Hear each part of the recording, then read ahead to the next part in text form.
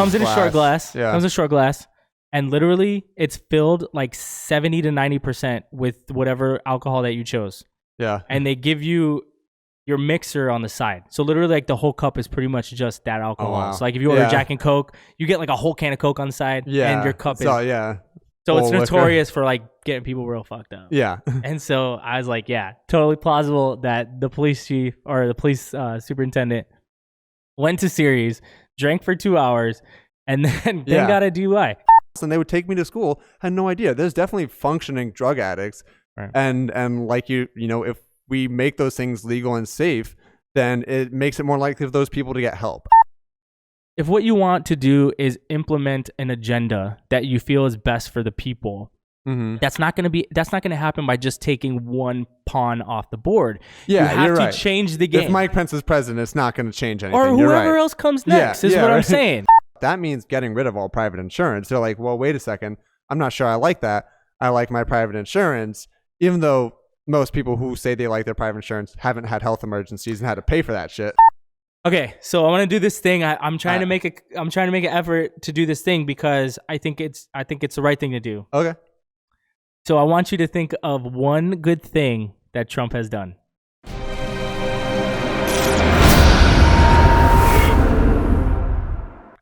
Kohl. Yo. Dude, thank you for coming. Yeah, no problem.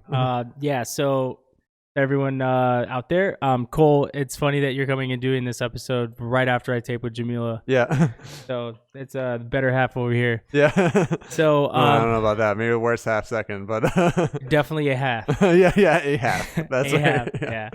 Okay, so I guess share with everyone who you are, where you're from, kind of what experiences that you what you have. Yeah, I mean, doesn't feel like anything important, but I guess everyone is. I'm Kohl. I'm from Dallas, Texas originally. I mean, originally born in Jersey, grew up Dallas, Texas. So a whole bunch of Northeastern Irish family down south, and it was a pretty regular suburban experience, but pretty interesting being kind of liberal Yankee family down in like Dallas suburbs with a whole bunch of kind of like white, lower middle class conservatives. My older brother was always really smart, and so I got way too into politics like early elementary school, and so it was always getting in shit with my teachers, just like being a kind of loud, annoying, like little Democratic kid with all these conservative teachers. So yeah, that was pretty much my upbringing, and kind of threw me into debate and law when I went to high school, and then came up here to go to DePaul University, studied English and psychology, and yeah, ever since then just kind of been hanging around Chicago, working, writing, volunteering, doing activism where I can, and generally being that kind of loud white liberal. Plenty of us here, so I blend in a bit better. Nice. Okay, so grew up down south. Yeah. Kind of like you, yeah. I did, yeah. In Texas as well a little bit. Yeah. So kind of okay, so the question I'll pose to you that I posed to everyone before we start getting all in the nitty gritty. Yeah. So what experiences in your life shape your current political views? Yeah, I mean, it's hard to say experiences per se. I mean, it's weird when you get down to it. You realize, like, I think this because I was raised this way, and I'm sure someone who comes from a more conservative family thinks the same thing. That they totally have conviction of views, but they were raised a certain way, and they think that. So really, it was my older brother. I think starting out, he, was the oldest of the family. Seriously, like mutant genius type guy. Like just has a crazy memory for all these facts, and was just like very into politics for a young age at him. For him at a young age, he was really into politics, and so growing up, I kind of did what he did whatever he did, listened to him, and so that definitely kind of indoctrinated me early. And kind of growing up in Clinton to Bush transition is when I really started paying attention to things, and so yeah, got very anti-war. It was right after 9/11, and so kind of. I was aware of that when it happened. Remember it in like third grade, but it was mostly like the war in Iraq, war in Afghanistan, like Patriot Act. That's when I really started paying attention to like international politics. And kind of up till then, I was all just like, liberal, social, like everyone should be able to do whatever they want. Mostly came from him. My parents also a bit. They were like less active, but my dad was very much kind of a, I don't want to say like conspiracy theorist, but very anti-establishment in general. He was more moderate as like he went to, conservative or liberal ideas, but just whole like anti-establishment. Had some conspiracy theories, that kind of thing. Like what? I can't even remember very specific ones. Was it about like Kennedy or shit like that? It was more just like about essentially the Illuminati, like they're like a group of people that run everything and make all these decisions. Yeah. Well, so are those conspiracy theories? Do you believe? I mean, I definitely believed in high school because of him, and then I got into from my friends I was hanging out with also believed in the Illuminati. So I definitely believe like there's a group, they run everything. And now I'm kind of toned down a bit more to where I'm like, there is, but it's not like backroom, the Illuminati's making plans like for the entire world. I think it's more just there are people that decide everything. They do it out in the open. It's people with these families that have maintained money and political power for generations and kind of want to keep in the power. Oh, no. Here it is. Oh, nice. Okay, so I'm good, right? Over there? Yeah. Okay. Yeah. So you do agree in the notion that, there are groups of people that have like a wealth of resources around the world, and they essentially are the ones that control everything. Oh, yeah. I mean, that's why, we knew about global warming in the 60s and 70s. Like gas companies found that shit out. There's scientific studies that like, and now they're being sued because they had put pressure to keep that shit under wraps and make sure no one found out about it and then have to change their ways. That kind of stuff's been going on. So do you think it's like do you think it's feasible to believe, as some people do, that there's literally like 12 people, that kind of thing? Like it's like Bilderberg Group and those kind of things, right? To where they there's a handful of individuals in the world that have this power because of all the resources that they've acquired, generational. Yeah, I think that's totally feasible. And but it's almost like a little self-defeating. Like if you believe that, then like it feels like what do you do about it? And so I think a lot of people start believing that and then kind of go into that almost like nothing matters. Like I don't want to say like nothing matters, but people who are like then just don't vote or don't believe any news that they read. Except for maybe what they want to believe or believe that that's all manufactured, like there's that's totally plausible, but you kind of get into this nihilistic we can't do anything about it. So and I think a lot of that is how we end up in the current situation, how Trump got in. I think it's not just like nobody was watching, everybody was looking this way, and everything just happened this way. Well, also, I mean, I think that's where a lot of his, bipartisan support comes from. The support that people say, like, a lot of people who never voted for in their lives came out and voted for him. Like, I think there's a lot of just, like, partisanship. Everyone's stuck in their camps. And, yes, racism and sexism play a role. But I think he appeals to those people who are, like, nothing matters. Everything is planned by these groups. And they're like, well, they didn't plan this guy. Because, like, look how crazy this shit is. So he's going to fuck shit up. Right, but do you think somebody planned that guy? Oh yeah, I mean, I don't know if he was planned, but he had a force behind him. Once he got the popular, vote of like the Republicans, RNC got behind him, but there was a whole like money mechanism behind him. He's got those Wall Street connections.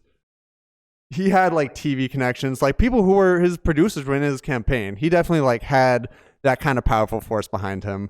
So that's the other thing. It's like I don't think he's anti-establishment. He's like draining the swamp. He literally has worked with these people in the swamp. It's wild, right? Yeah, dude. exactly. It's wild to me how like the abnormal for whatever reason this figure, right? This person has been able to normalize things that like 10, 15 years ago Howard Dean was like raw on stage, and it was like the end of his presidential candidacy. Running to be the nominee for the Democrats, but like that one, like and he was just talking about going and campaigning in other states. That killed his thing.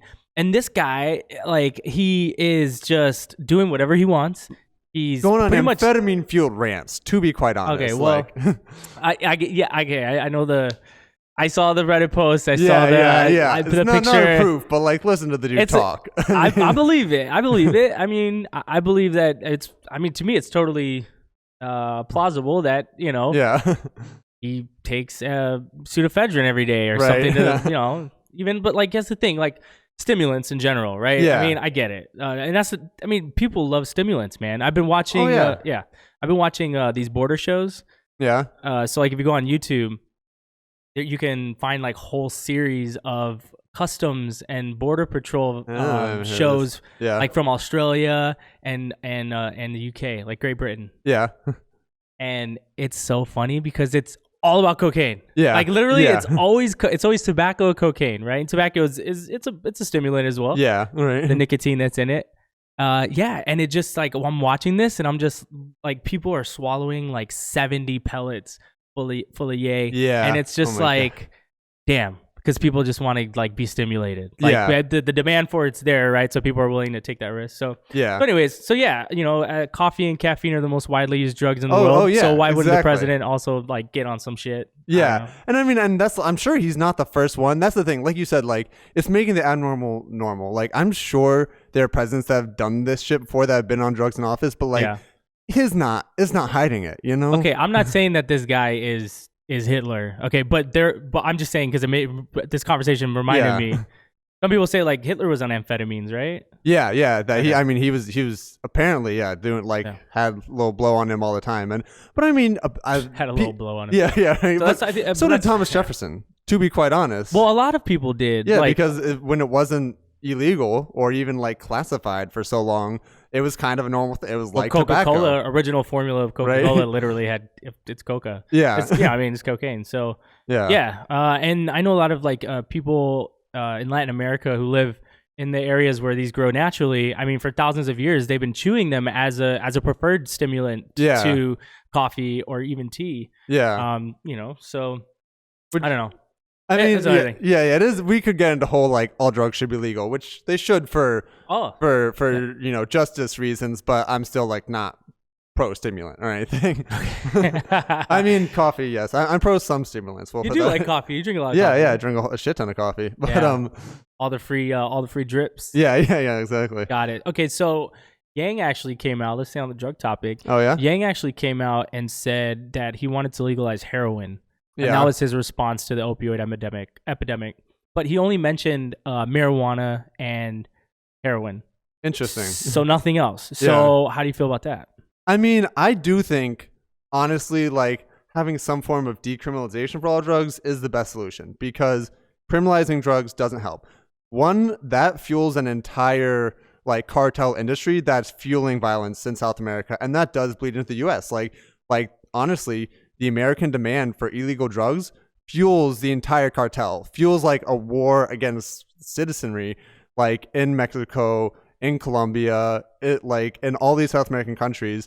It's by making it illegal, you make an entire illegal market out of it, and then not to mention beating the like huge mass incarceration epidemic we have in the U.S. That especially neighborhoods in Chicago, like all around the country, where kids grow up with this, and then say they need to make some money, they have some on them in school, or just like literally are stopped and searched for no reason constantly because of the color of their skin, because of where they live, and then end up in the school to prison pipeline. Like drugs is a huge part of all that. So I think there's no point in putting people in jail for drugs. Even like large drug busts, putting them in jail for drugs, literally, like I said, is fueling that illegal economy. I don't know if I would say legalize it, make heroin available on store shelves, because I think it is still a bad thing. Used to be, that, right? Yeah, they totally did used to be. And everyone was kind of cool with it. Yeah, it was. I think I forget. I think it was heroin, but it was marketed as a way to stop smoking so much, like literally, because you're fucking sedated. Yeah, early 1900s. Yeah, like a way to get as far as I remember, tobacco. It was marketed as a kind of like a pain reliever. Yeah, exactly. Right? And it was used as one. Yeah, by doctors. Yeah, well, even the military, they gave it to these cats when they were going overseas. Oh yeah. Yeah. I mean, that's essentially what it is, and it is just as bad as the opioids we have right now that are legal and prescribed. Oh, you're talking about like fentanyl? Yeah, exactly. Just as bad and just as addictive. So that's why, like, I do think there needs to be a system where if people are have these drugs or hooked on these drugs Yeah. can get help, but like obviously criminalizing it isn't the way. I like and I'm pulling things I remember, so I can't say exactly where was doing this, but some other countries has essentially like legal stations set up where people come and use heroin to make sure they don't overdose, to make sure they're using clean needles and not like spreading disease. And like, I don't think that encourages drug use. That's what people say. Like, everyone's going to start using drugs. Like, a kid who is doing perfectly fine is not going to go start using heroin tomorrow. Like, if it's legal. Like, I've said that on more than one occasion because I heard it somewhere else and it just made total sense. It was like, if we legalize heroin today, are you going to go do it tomorrow? Yeah. No, you're not, because you know what that brings, and you don't want to. Are there going to be some people who will? Yes, but people are doing it now illegally. So why are we sweeping this dust under the rug instead of literally picking it up and putting it where it needs to go? Not saying that these people are dust, but you understand the metaphor. Exactly. But like taking care of it, taking care of each other. It puts a whole stigma to it, so that if you are an addict, people are like, you can't do anything. Like, you can't hold down a job. Yeah. You can't take care of your children. And like, children. Some of them, they do struggle with those things. But you know what? To their credit, I do too. Yeah. Like, I struggle with working in certain places that I just don't feel operationally meshed well. Yeah. You know what I mean? And I mean, like, no kid should be raised in a home with like heroin addicts or drugs, but literally, like, by stigmatizing it, you're not helping them. You're keeping them from getting jobs. You're keeping the kids in those homes. Like, you need to offer people the help to get out of it, and by just making it legal, saying we're going to arrest you, isn't offering any kind of help.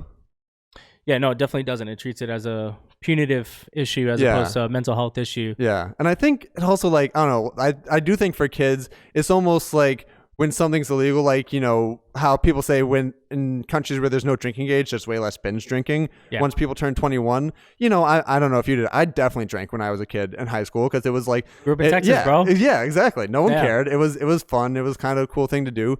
And if it was legal, no matter what, I might not have. I don't think that, it's having it illegal is like making kids go to drugs, but it definitely makes it seem like propaganda when you're like, don't do drugs, stay off of drugs. Like, I definitely scoffed at all that shit when I was in school. And the basis of the argument is always fear, right? Yeah. They base the abstinence argument is always rooted in some fear of the repercussions, like punitively. Yeah. Again, not even as like how your life will transpire, outside of a judicial system, in the sense like your health degrades, or they really hinge on you're gonna go to jail, right? And everything is a zero, trouble, and everything is a 0 to 60, right? Yeah. But life doesn't work that way. I mean, there's like 10, 15-year meth addicts, right? I mean, they're going to freaking work every day and doing. I grew up. One of my best friends, like his parents were meth addicts. While I was like, while we would like hang out at their house and they would take me to school, I had no idea. There's definitely functioning drug addicts. Right. And like, if we make those things legal and safe, then it makes it more likely for those people to get help and for those people to not like get bad shit, get harmed, or harm other people in their lives, Did other people affected by the drugs and stuff from where you grew up, like in your neighborhood? Oh, yeah. I mean, yeah, there's definitely some kids I know from high school, and honestly, not like I keep up, but last I had checked in, they were affected by opioids, heroin, like that kind of thing. Like it gets around. That's the thing. Like, it's not like we're ever gonna win the war on drugs. We're never gonna stop illegal drugs from coming in. Literally the only way is to like make them decriminalized legal, because otherwise it's just gonna be such an industry. It's gonna be way too profitable to bring them in. Yeah. Yeah, it is way too profitable. So that, like, I guess goes into like the whole Medicare4All thing too. Part of the idea behind that is to limit the greed of the healthcare industry, and not even just the pharmaceutical companies, but just how hospitals kind of are forced to operate and how some of them choose to operate. Yeah, at such high costs. Yeah, I heard about something the other day that was it was a fee. Yeah. Man, what was it called? But it was basically like a $40 fee for you to hold your just born child. What? Dog, it was like a legit fucking fee to hold your just born baby. The sad part is I'm not skeptical about that at all. Is that right? I totally believe that. Like, that. You charge me $40? Yeah. I'm already, and first of all, we're already paying, if I'm not mistaken. I don't have kids, but yeah. I think like upwards of tens of thousands Oh of yeah, it dollars is so to have a expensive child. just to have a kid in a hospital. Yeah. Wow. Yeah. I don't know. That's. I mean, I'm starting. I mean, I'm learning more and more all the time. Yeah. I heard about it a few years ago. I knew the cost was rising, but not to the degree that we're at now. Right? Everything. Yeah. Is just kind of like it just keeps rising. Like all these. I was thinking about that on the drive over here. You know, like this kind of the things that affect humans now. I don't feel like as far as like emotionally, like depression, anxiety, anger, pain. Yeah. You know, that kind of stuff. I feel like those have been like standard emotional states for humans since our conception in whatever fashion that we came from. Yeah. But I think like it's also like a cyclical wave, if that makes any sense, because it'll come and go, right? So meaning like there's periods of time when a lot of progress happens and everyone starts feeling really good and everyone's kind of doing good and everything's kind of going in the right direction. And then it kind of like will take a turn towards another way. I think that's definitely a thing, like social, societal, like, like I like, it's not necessarily saying, the politics is going to make someone like sick or insane, but I think it has an impact on everybody. And like, there's kind of a cycle to it. And I feel like that's almost like a theory of like generational cycles.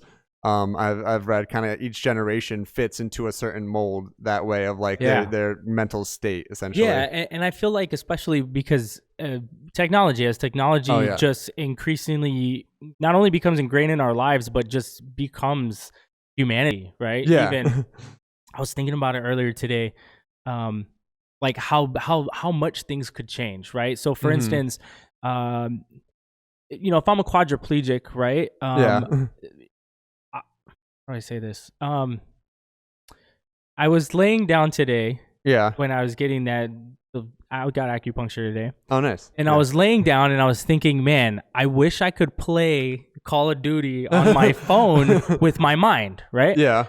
And so I think as someone who could, if I was a quadriplegic and I couldn't use my limbs, I would want that capability. Yeah, right? To move things with my mind, like say it's something that was able to pick things for me or something, right? Like that's like the holy grail. Interface, a digital interface. Yeah. Yeah, something that would allow me to have more mobility and freedom and stuff like that. Yeah. But I'm also on the same spectrum. Like if that ever was built, and we're getting close to mind stuff, right? I feel like that is coming. I don't know how close, but I feel like that's but that's what I'm saying, definitely right? inevitable. So, but the flip side of that technology would be people to just get increasingly immobile by choice. Yeah. And how weird is that? Yeah. Right? I mean, like, have you ever seen WALL-E? Like the Pixar movie? That's kind of what it is. Is that what it is? Yeah, like literally people in space have left Earth because they destroyed Earth. Oh. And essentially like an AI has manipulated them all into just being people in chairs. Constantly entertained. Oh damn! That's crazy. Not even I thinking really have about never Earth. seen WALL-E. It's kind of deep, but it does make me think of there was actually today a YouTube video I was watching earlier. I remember the channel, so I'll call it out. Like Minute Earth had a really good video about what it called like the Great Acceleration, where like just in the past not even 100 years, but we'll say 100, but like 50 to 60 years, everything has changed so much and gotten so much bigger. So like there's a whole history of humankind before that for like thousands of years, like at least a couple thousand years where it just nothing changed that much, where like 200 years where so from like kind of like a curve. Yeah. And then we're just we're going up. That's we're a hockey stick. That's what they called it. Like, hockey stick. Like 1600 to 1800, not a whole lot changed. Yeah. 1800 to 2000, like imagine that change where like it's just from like life expectancy, technology, like amount of human consumption and capability has changed so much. And like if we can stick around for that to keep happening, like can't even imagine how much that would in the next 200 years change. Yeah, we're definitely exponentially growing in a lot of different areas with the amount of pollution we're putting in the air, with the amount of things we're producing, with the amount of humans, and even just technologically, I think even just consciously, when you look at when the vehicle was built or even just like the gas or the gasoline combustion engine or even like a diesel like engine, right? Fuel, they're around the same time. Yeah. To that, right? In that form, I mean, it's been what, 120 years, something like that, since we've had like Model T was 1910 or Mercedes was made. I don't know. Yeah. So yeah, it's wild to think that we came so far so fast. So on that, I wanted to ask you. Yeah. You ever heard of the stoned ape theory? I don't think so. Stoned ape theory. Okay. Terrence McKenna is the gentleman's name, as far as I know. It's the idea that if you believe that humans are descendants of primates, there's always right, and they are, and so there's that missing link, right, between humans as we are now, and like when we're at the zoo and we see, homies just chilling over there, right, so that gap, right, the idea is that they were eating psychedelic mushrooms and it was expanding their consciousness. I feel like I have heard of this idea. But like, I could buy that. I could absolutely 100% buy that. I believe it. I'm having a hard time not believing it. Right. To be honest with you, it's... I mean, because there are instances of animals, I don't know, that's the thing I don't know about mushrooms, but like animals like getting intoxicated. Like purposely, like, and usually it's on things like alcohol, like there's berries and stuff. Like fermented rotten fruit, like. And like there's like this moose in Alaska that kept getting drunk on rotten fermented fruit because it knew what it was doing. Yeah, exactly. But there's all kinds of other examples like poppies and stuff. So like I think that's totally plausible. And I mean, not to say whether or not, but like if you've taken mushrooms, you kind of can see where that leap would come into effect. Like you would know, right? Like, exactly. If you ever ate mushrooms, you would know. No, it is. It's incredibly interesting, and I love asking people that because I would say 9 times out of 10 when I ask people, 9.5 out of 10, they have no idea that thought even existed. Nor did I until I heard it, which is almost I don't know. I've not heard the theory, but like that concept is something that like I feel like is has been around. Something worth exploring. Yeah. So have you been following the impeachment proceedings at all? Yeah. I mean, pretty closely. Not to say that like I have faith in Congress or a system, but I follow it closely because, like we said before, I think that there's definitely been corruption in politics before, but this is a break in precedent, I think, in how bad it is, but also just how fucking blatant it is, honestly. Wow. How out and open like this corruption is, and everyone's acting like it's normal. That's where I think, like you said, I think there's just total differences in history, time, and place, but like, so it's not like Trump is Hitler, but to me, there is that kind of like, there's a similarity in like how it's, the taking of power is happening? Exactly. How like it is different and breaking precedent in our country. Literally, it is taking of power. Like this dude jokes about like, why not a third term? Like literally, like he's made that part of his stump speech as like a joke, and I don't think he would hesitate for a second if he had the ability to like try and change the Constitution so he could get a third term. Bill Maher's been saying that for a long time. Bill Maher's been saying that he believes that he won't leave office if he loses. Oh yeah, he's literally like trying to get interference in election one, because I think he knows that's the only way he can win an actual election, which I'm have no doubt that he could win this next election, which is fucking terrifying. Like outright. Yeah. But like, like I have no doubt in my mind that if he loses the election, he's going to call like foul play. He's going to say there was interference, that there were illegals voting. So that's why, and this is not because like I hate Donald Trump or something. Yeah. I personally do not care for this man as our president. Yeah. I feel like there's way more qualified people who would be doing the office, and the people a lot more justice. Yeah, okay? Exactly. Either party. I don't think the guy's like Hitler or whatever, at least not yet. I don't know. Yeah. But okay. But either way, I would like Bernie Sanders to be our next president. So I believe that the only way to unequivocally get him to leave the office is to literally destroy him at the ballot box. Yeah. Like I'm talking like 60-40 destroy. Yeah, type, there's no popular question. vote 60-40. Yeah, like that. Because if it's the 50-52, right? Yeah, that doesn't make sense. If it's like a half the country, half and half thing. So like the last presidential election, half the country voted, and half of that half voted for each candidate, right? Yeah. Obviously within that well, margin. I mean, it was 3 million votes. 51% of people voted for Hillary Clinton, but because of Electoral College, and that's something I also not to interrupt, but like some have also read like the very plausible thing that he could win and lose the popular vote again, win Electoral College, lose popular vote. Well, but that's what it could go either way too. But that's what I'm saying is like, I mean, Yes, I believe that if he wins in the next election, it'll be because of the Electoral College, not because of a popular vote. Although we may see record numbers of voting in the next, which I would love. Listen, right. If I woke up on the day after on what days after the day after election, it's November 5th or 3rd. It's usually. Do we vote on the 2nd or 4th? Right. I think we vote on the 5th. Is it? But I never really know. Like the one fundamental early November civic thing that we should know. Yeah, right. All I know is I know when to be at the ballot box. Yeah. Because everyone tells me I have a day left. Like everyone says this is the last day to vote. Yeah, I think it's the 2nd, dude. Is it? Yeah, it might be. I don't know. Okay, so either early way, vote anyway. Everyone vote early. Yeah, seriously. Yeah, that's also true. I know. Okay, so anyways, train of thought. Ballot box. You wake up the next day after election If I woke up the next day after the election and there was record numbers of people that came out and voted. Yeah. Right? So we're talking upwards of 65, 75, 85. Shit, man. If we get to 90 some odd % of the country that voted, awesome. I would love that. And what I'm saying is if we woke up the next day and of those 90 some odd % or even of 65, they handily, literally voted for Donald Trump and that agenda. Like, I have to be okay with that because that's how the political process works. You win or you lose at the ballot box because we don't want to blood. I don't want to shed blood in the streets to get our fucking point across. Yeah. And there's only two ways to do this, right? You either win at the ballot box or you take it by force.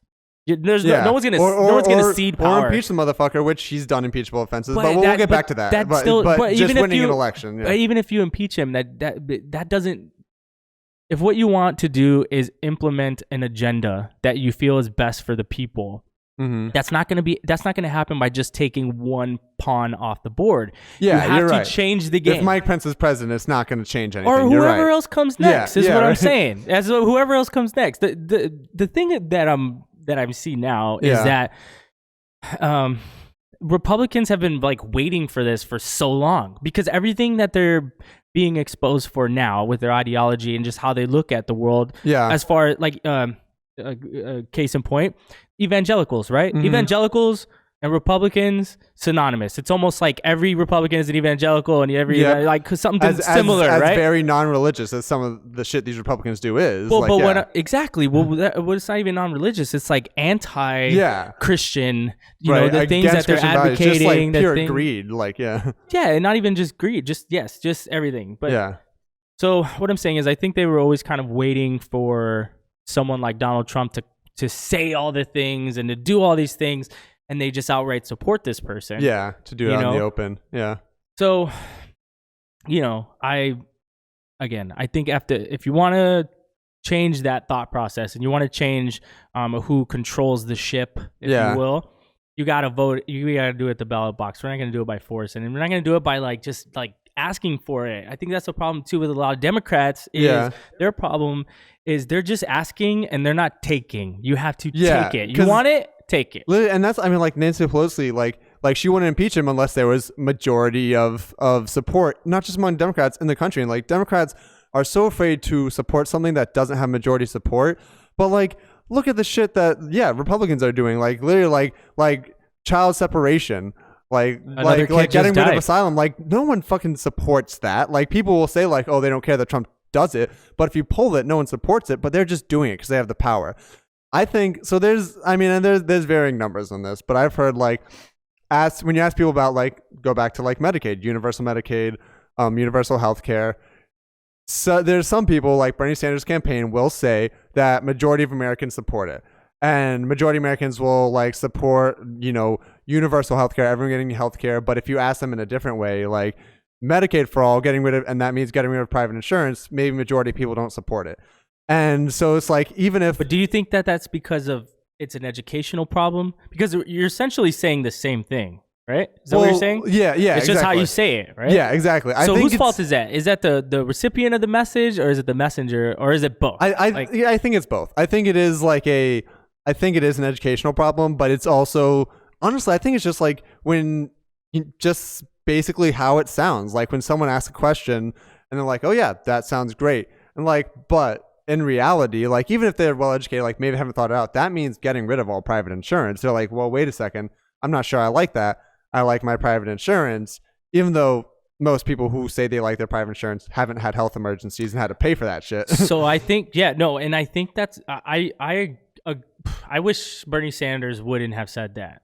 Yeah. Because I think that people don't understand the natural progression of how this would work. Yeah. And I think it was just jumping the gun and a little unpolitically savvy. I think he's just also honest. You know, the dude is gonna be like, this is what we're gonna do. But it's about finesse. It's about finesse, right? And so, like, it's almost like, it's like playing chess, man. It's like, I can't what's the word? I can't broadcast the moves that I'm about to make. I gotta sit there, like, keep it cool. You know what I'm saying? Yeah. Make you think I'm gonna do one thing and then execute the other, which is what I really wanted, right? Yeah. So you can't show them all your cards, man. And that's where, like, I think Bernie is a good politician in some ways in getting lots of excitement around his message. Yeah. But he's got limitations like that. And he won't take super PAC money, but he won't attack Democrats who do take super PAC money, which is weird to me. You think he's about to take it? Well, I mean, he said it before that he'll say, he never explicitly said, you, Cory Booker, taking PAC money, but he'll say things like, I'm the only candidate on this stage who hasn't taken any corporate money. And so that's where, I mean, that's like there's a difference. Umbrella shade. Like, Warren, I think, is way more politically savvy. Like, and we can get into the details of it. And I would prefer Bernie to be president than Warren. And honestly, if up against Trump, I think Bernie might have a better chance than Warren. Well, he's already won every time. Right. Every poll ever, he wins. But I think she's just way more politically savvy. So she started attacking Buttigieg for essentially having all these meetings because it's a little fishy that he's this mayor from South Bend, gets all this media coverage and has all this money behind his campaign. And so she started attacking him, being like expose these donation records, like, let us know who is really the money behind your campaign. And she's also, getting into, super PAC money. She's also said, like, I don't take any super PAC during this primary. Do you know what she did though? She got a lot of money before it. Yeah, from the Senate. From her Senate run, and she just transferred those funds over. And, so that's corporate money. And she said that she won't swear off taking super PAC money in a general election because she's like, essentially, Republicans are going to do it no matter what, and I want to win. She wants to fight fire with fire. Yeah, she's like, we need to get Trump out, and I'm kind of on board with that. Like, to be honest, you know why that won't work? Why? Because it's never worked. Because that's what we're trying to fight. That's what we're trying to change, right? Yeah. We're trying to have a legitimate revolution without what traditional revolutions have had to be done with, which is like violence and anarchy. Let's actually get into this. Because I was having an interesting conversation about this. Let me tell you about this guy. Yeah. He's a police officer who comes into the coffee shop I work at like every single day. Yeah. But no. So y'all give him free coffee? No. He actually doesn't get anything because he's a vegan. And so he just chats. Yeah, that's cool. Just chats, and he's really cool. He's like foot patrol. And so he and like we're of the same political mind. We would both, in ideal world, have Bernie Sanders. You and the cop? As president. Yes. Yeah, but I'm saying we are. But like, you mean you? Yeah. Oh, okay. He is also very pro Bernie Sanders. But I'd say like so we would be called far left by any conservative or even moderate. This dude is left of me. By far, like really? This cop, because I tell him, how do you go farther left? What does that look like? Well, because I tell him, I'm like, I'm pro Bernie Sanders, but I would definitely support Elizabeth Warren, and he's like, no, she is unacceptable because she took corporate money, because she endorsed Hillary Clinton, because she's absolutely unacceptable. I don't know about because she endorsed Hillary Clinton, but I could understand like taking a moral stance on the whole money in politics. Yeah. thing. Well, and that's what it is. He's like, no, he supported a corporate candidate, like can't do it. And so we were talking about, how to get change done. And I'm kind of generally agree, like we need more of a revolution. But if it comes down to making progressive change, and like you said, like we want to do this through the ballot box, not taking the streets, like I think Warren is a candidate who could get that done. Whether or not that's enough, I think she's a candidate who could get that done. He was talking about how revolutions have happened and they're not that old and they're not that uncommon. That or like early 1900s, there was like a German workers' revolution and a French workers' revolution, and now those countries are kind of based on more socialist type economies. Well, we started doing that ourselves with the labor movement and stuff. Yeah, exactly. But now, but that's what I meant earlier when I was talking about how like it's cyclical, right? With the things that we feel, right? So eventually, it gets to a point where it's like, okay, there's some hardship in society and we got to fix it. Boom, let's rah rah rah in the streets for something that we want, right? And that works, but usually it works for like one or two things at a time. Yeah. Right? So then we end up back. Yeah. And then we kind of well, you'll get, for instance, you'll get the 40-hour work week. Yeah. Right. But then they put you on salary and you work 60. Yeah. Yeah. Because that's how the laws work. Yeah. Right. And they start chipping away at the rights that I'm blessed enough to say we, because others before me have lost a lot more of themselves fighting for the luxury that I have now. Yeah. Right. So, but yeah, so I think the difference is in presidential elections, in at least America, as far as I've been able to tell from history, we have an opportunity to make a bunch of things happen at one time by getting the right people in the office. Right. Yeah. And so, yeah, I want more than a 40-hour work week and women's voting rights and you know, gay rights and equality, equity and stuff like that. I want more than just one thing at a time, like those. Yeah. I want like 5 things, right? I want the student tuition, the healthcare, right? Yeah, like ending the wars. Yeah. Sorry, go ahead. No, and that's the thing. I think you're right where like we want that, but I don't know how much this is where I'm like, maybe we do need some sort of like political, like peaceful political revolution, because I don't know how much an election we can really change in that. So like look at Obama's election. You know, he came into office and had the political capital to do healthcare, and he did healthcare. But after that, like, what else could he really do? He made incremental changes, but he couldn't get Dodd-Frank passed, which would put more regulations on the banks that caused that 2008 crash. Like it passed, but it was so cut up that nothing happened. But that's because he was taking money from them. He wasn't listen, I also got duped by Obama. I think the guy is incredibly charismatic. I'd love to fucking kick it with him and have a beer. But he's always been kind of moderate. Come on, the DA perspective, please. No, I'd love to have a can of coffee. I like the guy. I think he's probably and listen, I'm not in his position, nor have I ever been in his position, even at the levels that he's been at throughout his lifetime. Right? Yeah. So I can only imagine the tough decisions that he's had. I'm sorry, I've been in his position.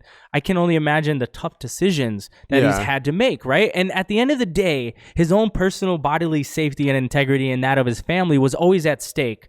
You know, imagine being in that position and all these other forces that are way bigger than you. Yeah, you're the president, but you're only as protected as the room around you. Yeah. So, right?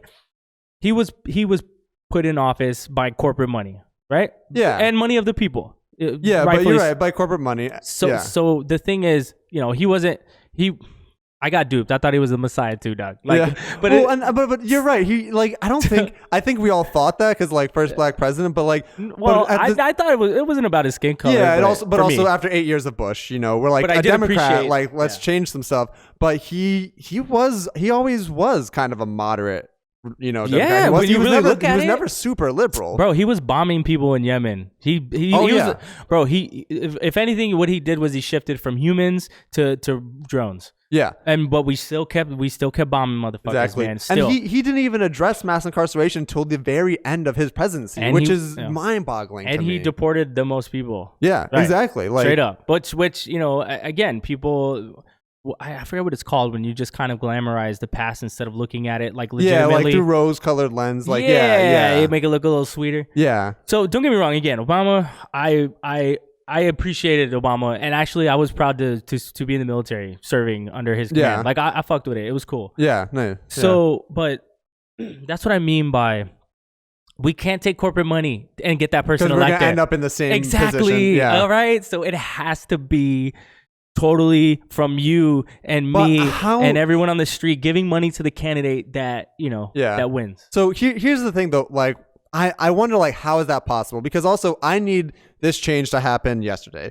Because like we got to be patient, bro. You have to be patient, but also impatient. It's a balance. Well, yeah, but like there's so many things that are at a breaking point right now. Like within like justice system in our society. At a breaking point though, what does a breaking point look like? To me, global warming.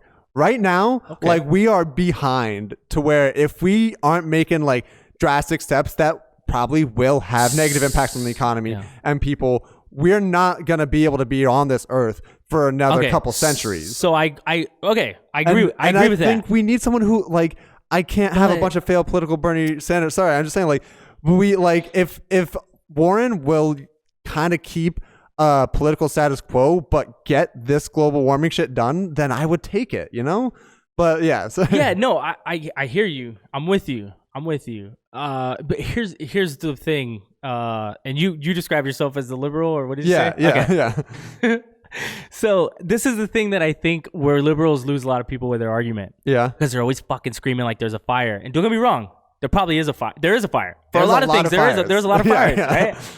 But again, it's like, listen, if you run into, how do I say this?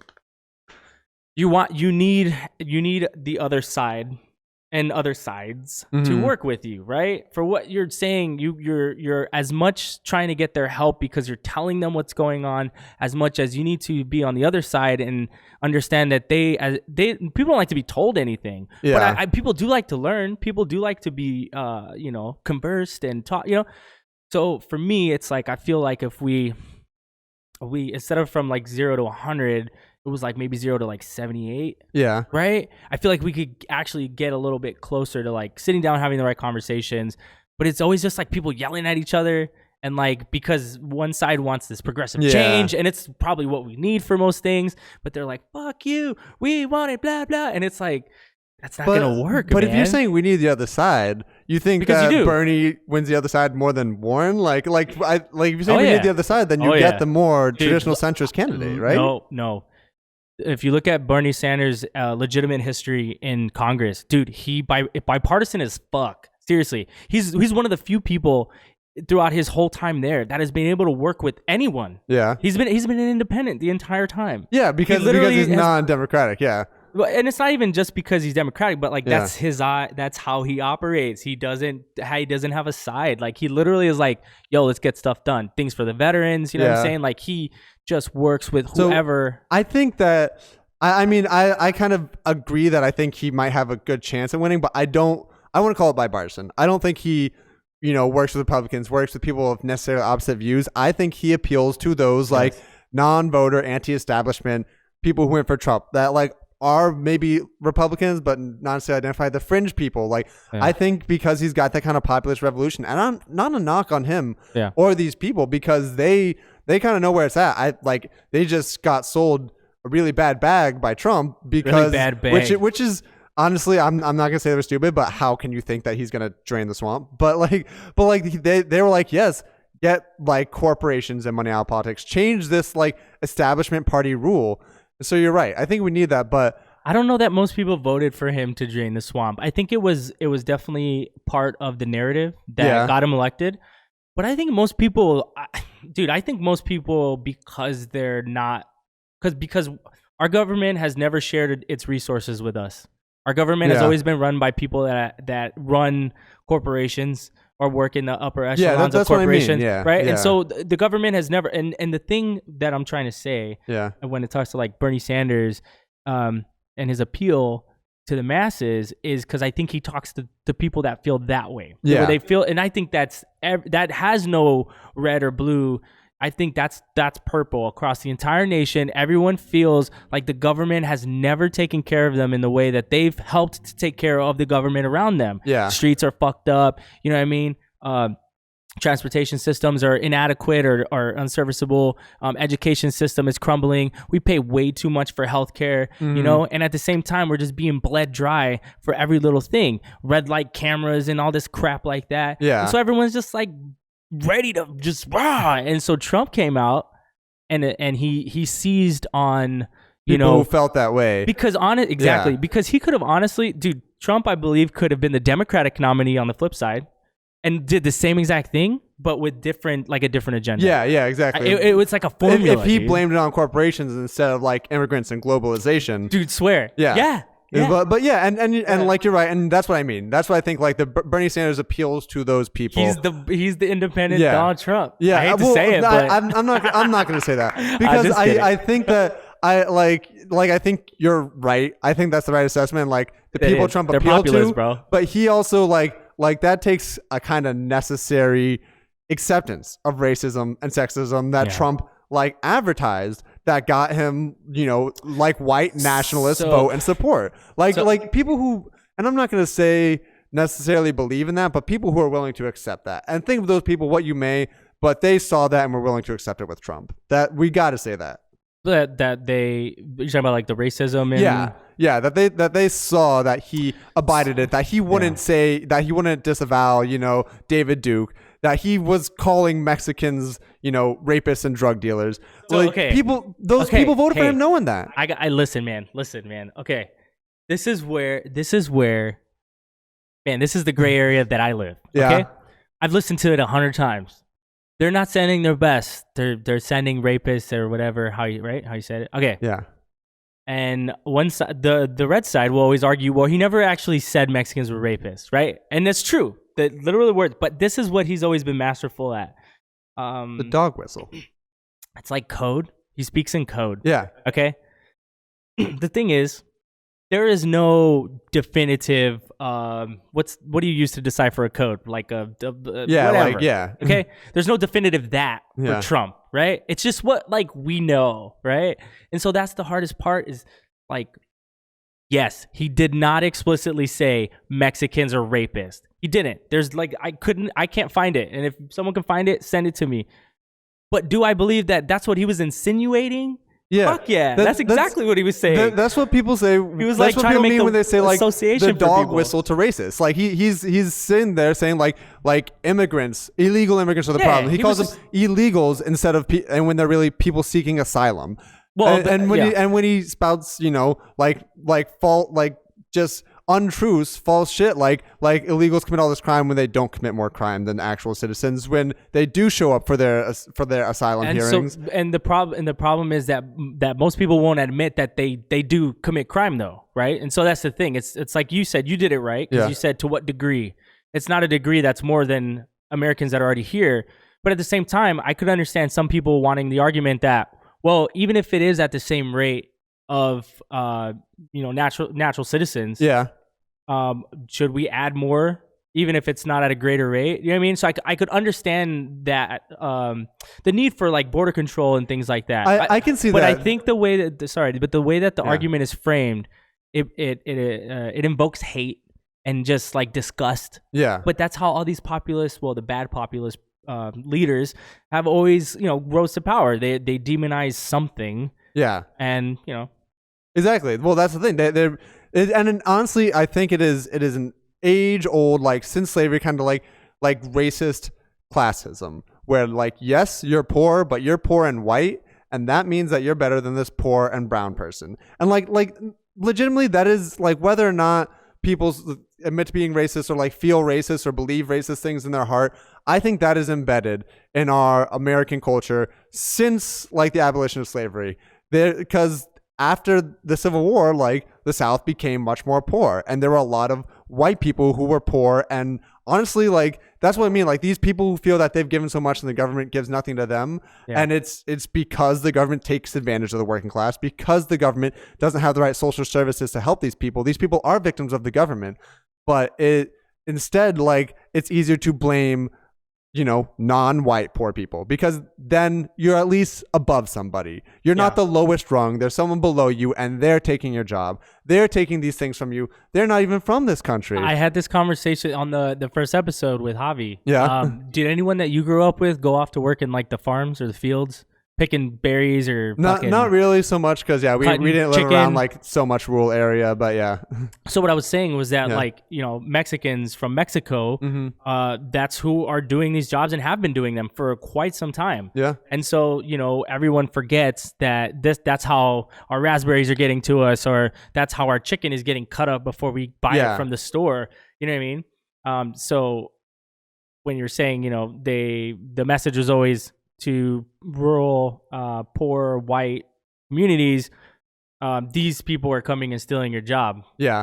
And that was throughout history. It happened to, if I'm not mistaken, the Irish, the Chinese. Yeah, exactly. It happened with Irish, Italians, Chinese. Different groups of people. It was always someone else is coming and fucking your shit up. Yeah. When these people came and worked to build America, the railroads and masonry and stuff like that. Yeah, exactly. So it's they use these people and then and where it's the corporations that are actually fucking over, the white farmers. Say the white farmer that feels that they're above, the fruit picker that, they feel they're getting fucked over by immigrants coming in because they feel they feel the economy hurting.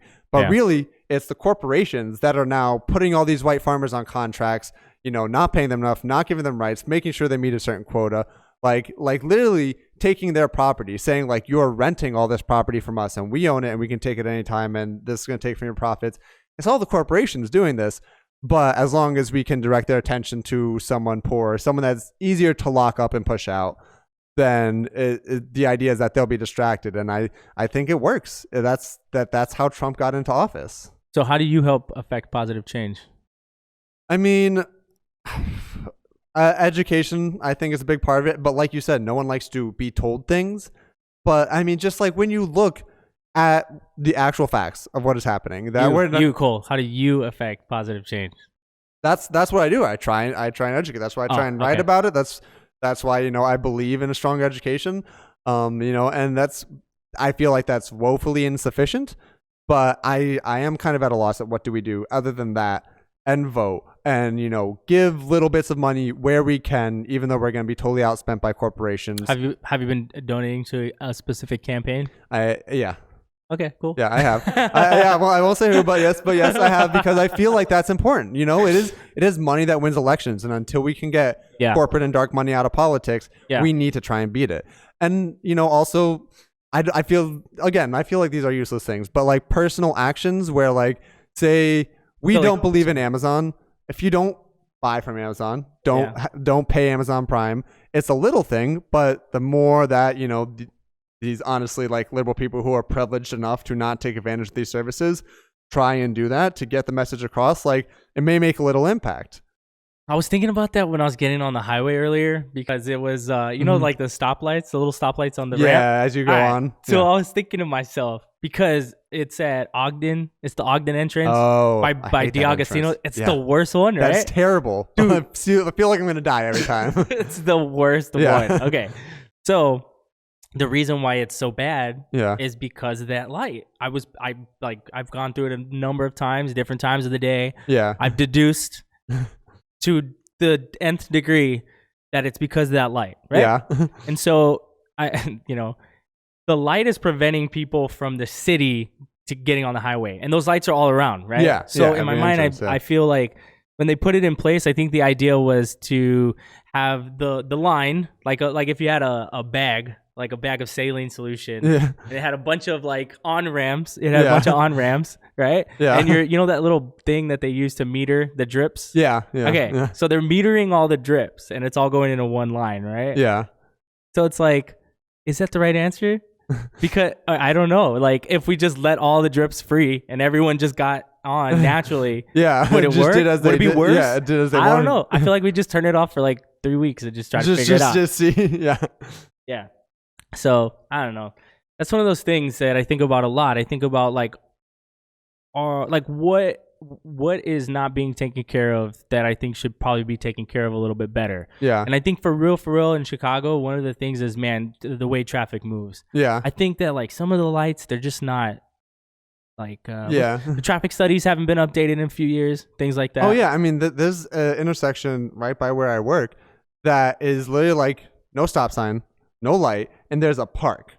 There's a park and a cafe and houses, and people just speed through it, and like there's so many accidents. So do you think like those cameras are the right idea?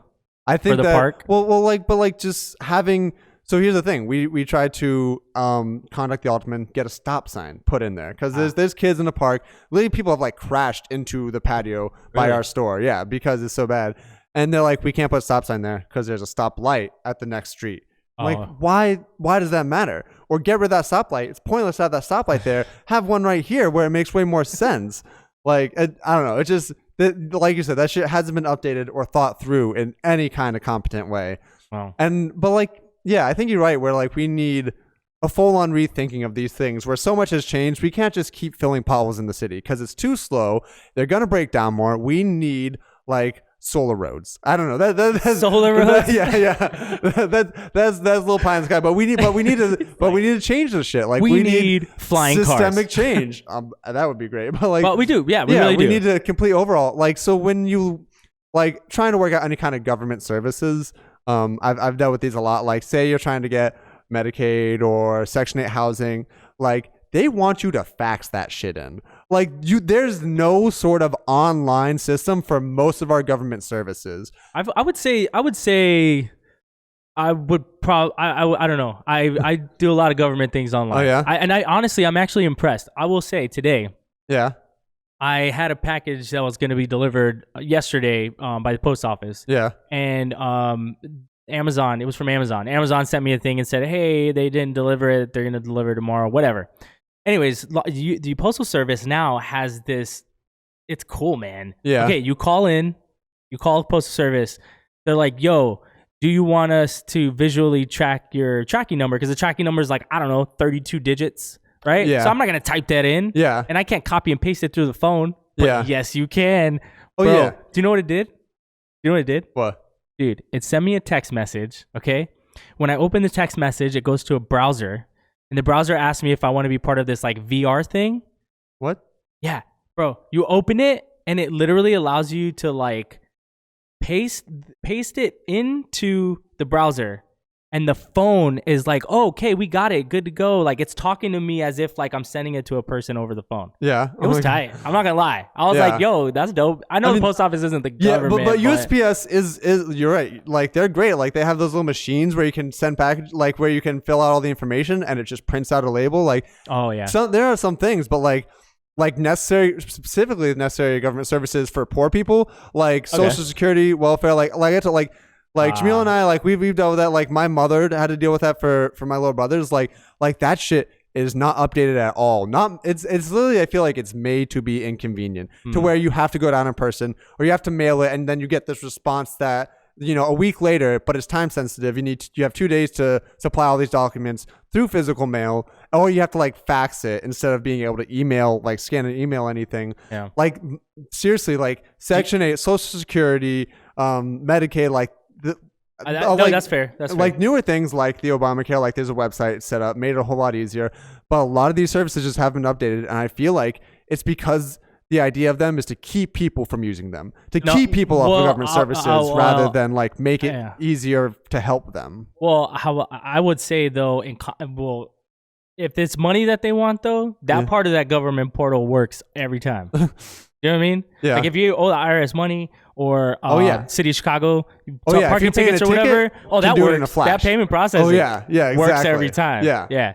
You're right. Then that's kind of how I feel like how it's also set up on purpose. But yeah, I think it's just dealing with these systems like where right now it could be so much easier. You literally just need like a few programmers working for the government to make this shit easier. Do you know what have you coded I'm before? understanding it. I'm understanding it. No, but really. get a couple in there. I feel like there's none. Like it doesn't work that. And I'll be honest with you. I'm with you. I think that they should be fixed.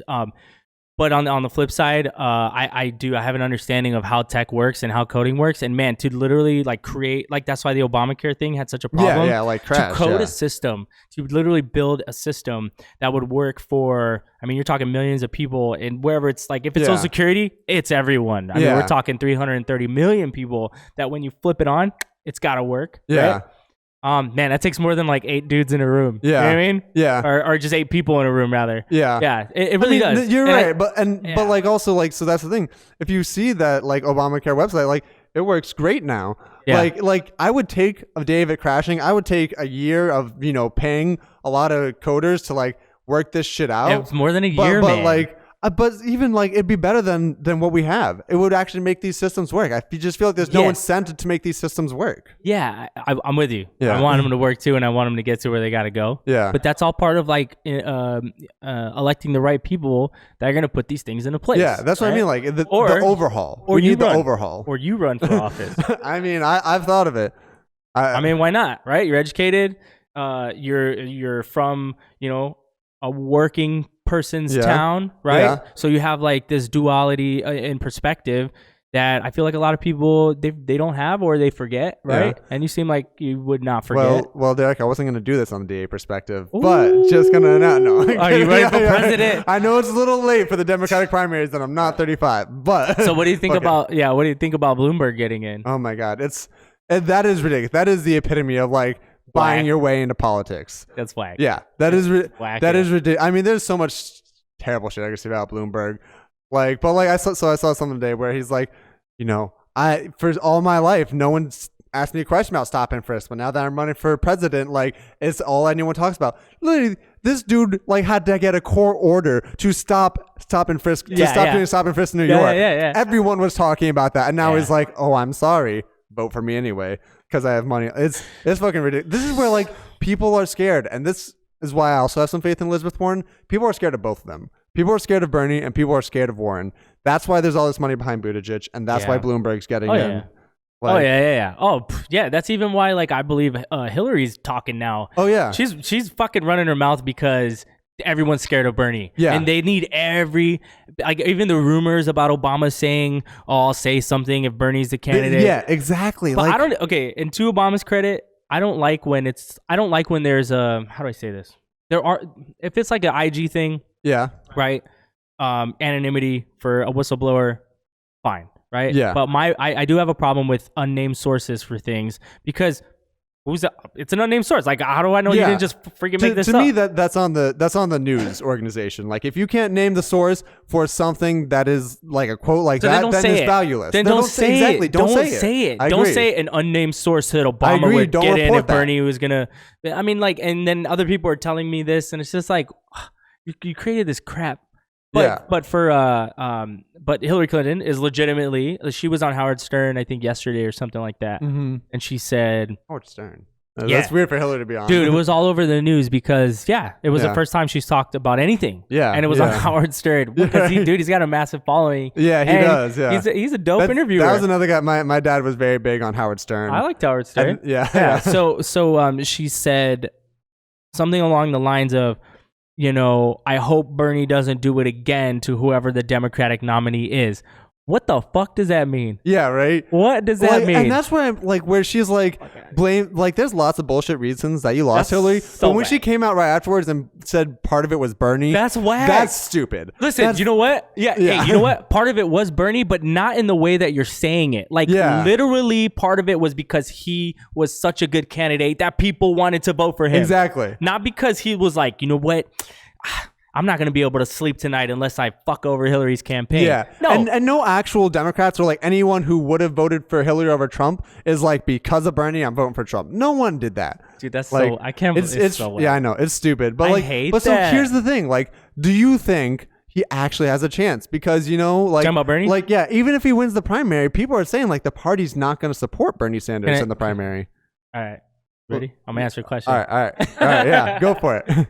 No, yeah. Oh, shit. I 100% do. And it's not even emotionally driven. Mm-hmm. It's literally analytically driven. Yeah. This is what I've realized about election cycles, right? Mm-hmm. Like right now, Pete Buttigieg is about to be thrown into the, I think someone else headlined it as in the barrel. Oh, yeah. I think it was The Hill that said that. So if you've noticed throughout this, even just this most immediate one, first it was Kamala Harris. Right? Yeah. Then it was like Cory Booker. Yeah. And then it was Buttigieg for a little bit. And then it went to Klobuchar for like 3 days. Yeah. And then it went to Warren, right? Yeah. Or I'm sorry. And then it was Joe Biden. Yeah, Biden. And then it was Warren. And now it's Buttigieg again, right? Yeah. But it's never Bernie. Yeah. But Bernie has been where the entire time? Yeah. He's been in place number 2 the whole time. The entire time, right? Yeah. Mainstay, right? Yeah. I truly believe that most people are going to show up when it matters because they're there this whole time. Mm-hmm. And the thing is, like, you and I are sitting here talking about politics because this is what we do. Like, our lives are involved with, like, giving a shit about what's going on. Yeah. And most people, I'm not saying that they don't give a shit, because they do. They're just like, they have lives. They have lives. Like, I just need to vote on this day for the person I like. Yeah. I watch a debate here and there, or I listen to a town hall here and there. And I think a lot of people have really good idea of what, they believe in. Yeah. I believe in humans. I believe in the human good. I believe that there's something in there in all of us that's just like, healthcare should be a right for all people. Yeah. There's only one person who for the entirety of their lives has been saying this thing. And I've seen all these other people come and go, and the media is telling me this. And every 2, 3, 4, or 5 weeks, the media is telling me a new person's the front runner and I should be voting for this person. Yeah. And if there's anything that you need to know as to why he's gonna win, 4 million individual donors, 4 million out of 330 some odd million. He has 4 million people have already given him money in this election. Yeah. The most of any candidate ever at this time. And you know who held that record the first time? Huh. Bernie Sanders. All right. Dude, he's got a boatload of money that was given to him by people, and that's what we need. Do you think all these people are gonna let this happen again? We stuck around this whole time. From 2016 and now, we've all just been sticking around, and we didn't even know he was gonna run. We stuck around because we realized that we could make a change. He pulled at number 1 or 2 before anyone announced. Yeah. And as like they call the squad, you know, there's other progressive candidates kind of were elected for the same types of platforms. Like that is slowly and positively infiltrating our government. Yeah. And so I think with all of these dominoes kind of in place, I think he has a really legitimate, if not like definite chance of winning this election. I think you're right in like if you essentially think it's up to the voters, the people who support him, the people who look at, listen and pay attention to these campaigns. This game is about votes, man. But honestly, it's also about money. And so like, here's the thing, like, you're right. Like, because of those individual voters, like he is here, but there's so much more money in these political parties and in these super PACs. And like money does win elections. Like what is most correlated with, you know, who wins elections, primaries, who spent the most, and general elections, who spent the most, but also who got the most endorsements. Bernie Sanders is not going to get party establishment endorsements. I think we got more. We have more progressive people who are giving more endorsements, but he's still so far behind. No, I mean, like, he's getting unions, man. Yeah. Unions are where it's at. Yeah, he's getting lots of good, like union working class. The thing is, those unions aren't as powerful anymore. Kind of back to what we're talking about. Their rights have been chipped away by these corporations and by Democrats selling them out. That's why they are so powerful, because they're still working together to try to vote in the right candidates, right? But that's how this works, right? They're only powerful in mass, right? As a collective, right? The individual is only as powerful as a collective that they're a part of. Yeah. And so I'd rather have 100 small unions than one like big, you know, a Democratic endorsement from like this congressperson or whatever. Yeah. You know what I mean? Like no one follows Congress people, but you can get Teamsters Local 425 or whatever. Yeah. You can get that whole chapter of like however many hundred people to go vote. Those aren't as many people. So let's take 1 second and just talk about right to work laws, which I'm not familiar with those, but that's essentially how corporations have disempowered unions over the past couple decades. Republicans support them more, but even like in Democratic states, right to work laws have happened where essentially people have said, like, if you're a union represents you, you know, if you work in this job that's represented by a union, they represent you. But to be part of the union, you have to pay your dues. The right to work laws essentially say, like, you don't have to be part of the union. You don't have to pay your dues. You don't have to be a member, and they still like will represent you. And because of that, unions have so much less money and so much fewer people, and also are more unpopular now, just because people aren't like directly involved in them. I know what you're saying. I still believe in unions, but like that's just where like they're not as big a part of an election, and where I think honestly how Trump wins places like Pennsylvania and you know Minnesota, because those are big union states. That's why they were so blue.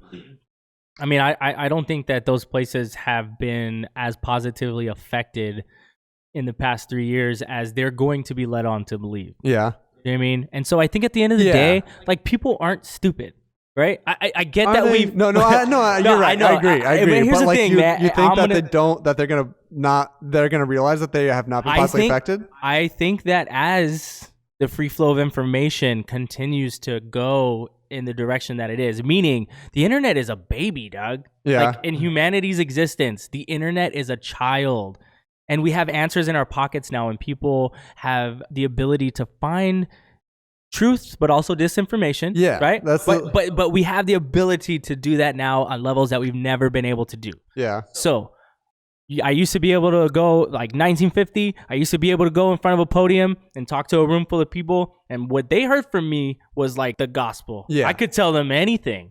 And as far as their telephone game would work, you remember how, like, telephone game, if I tell you something in your ear, it goes around. So as far as that would work, that's how like truth and stuff would move around, or even just misinformation, right? Yeah. Now it's like you say something in a room full of people, it's on film, everyone around the world gets to fact check, everyone's talking about it, we all get to dissect it, right?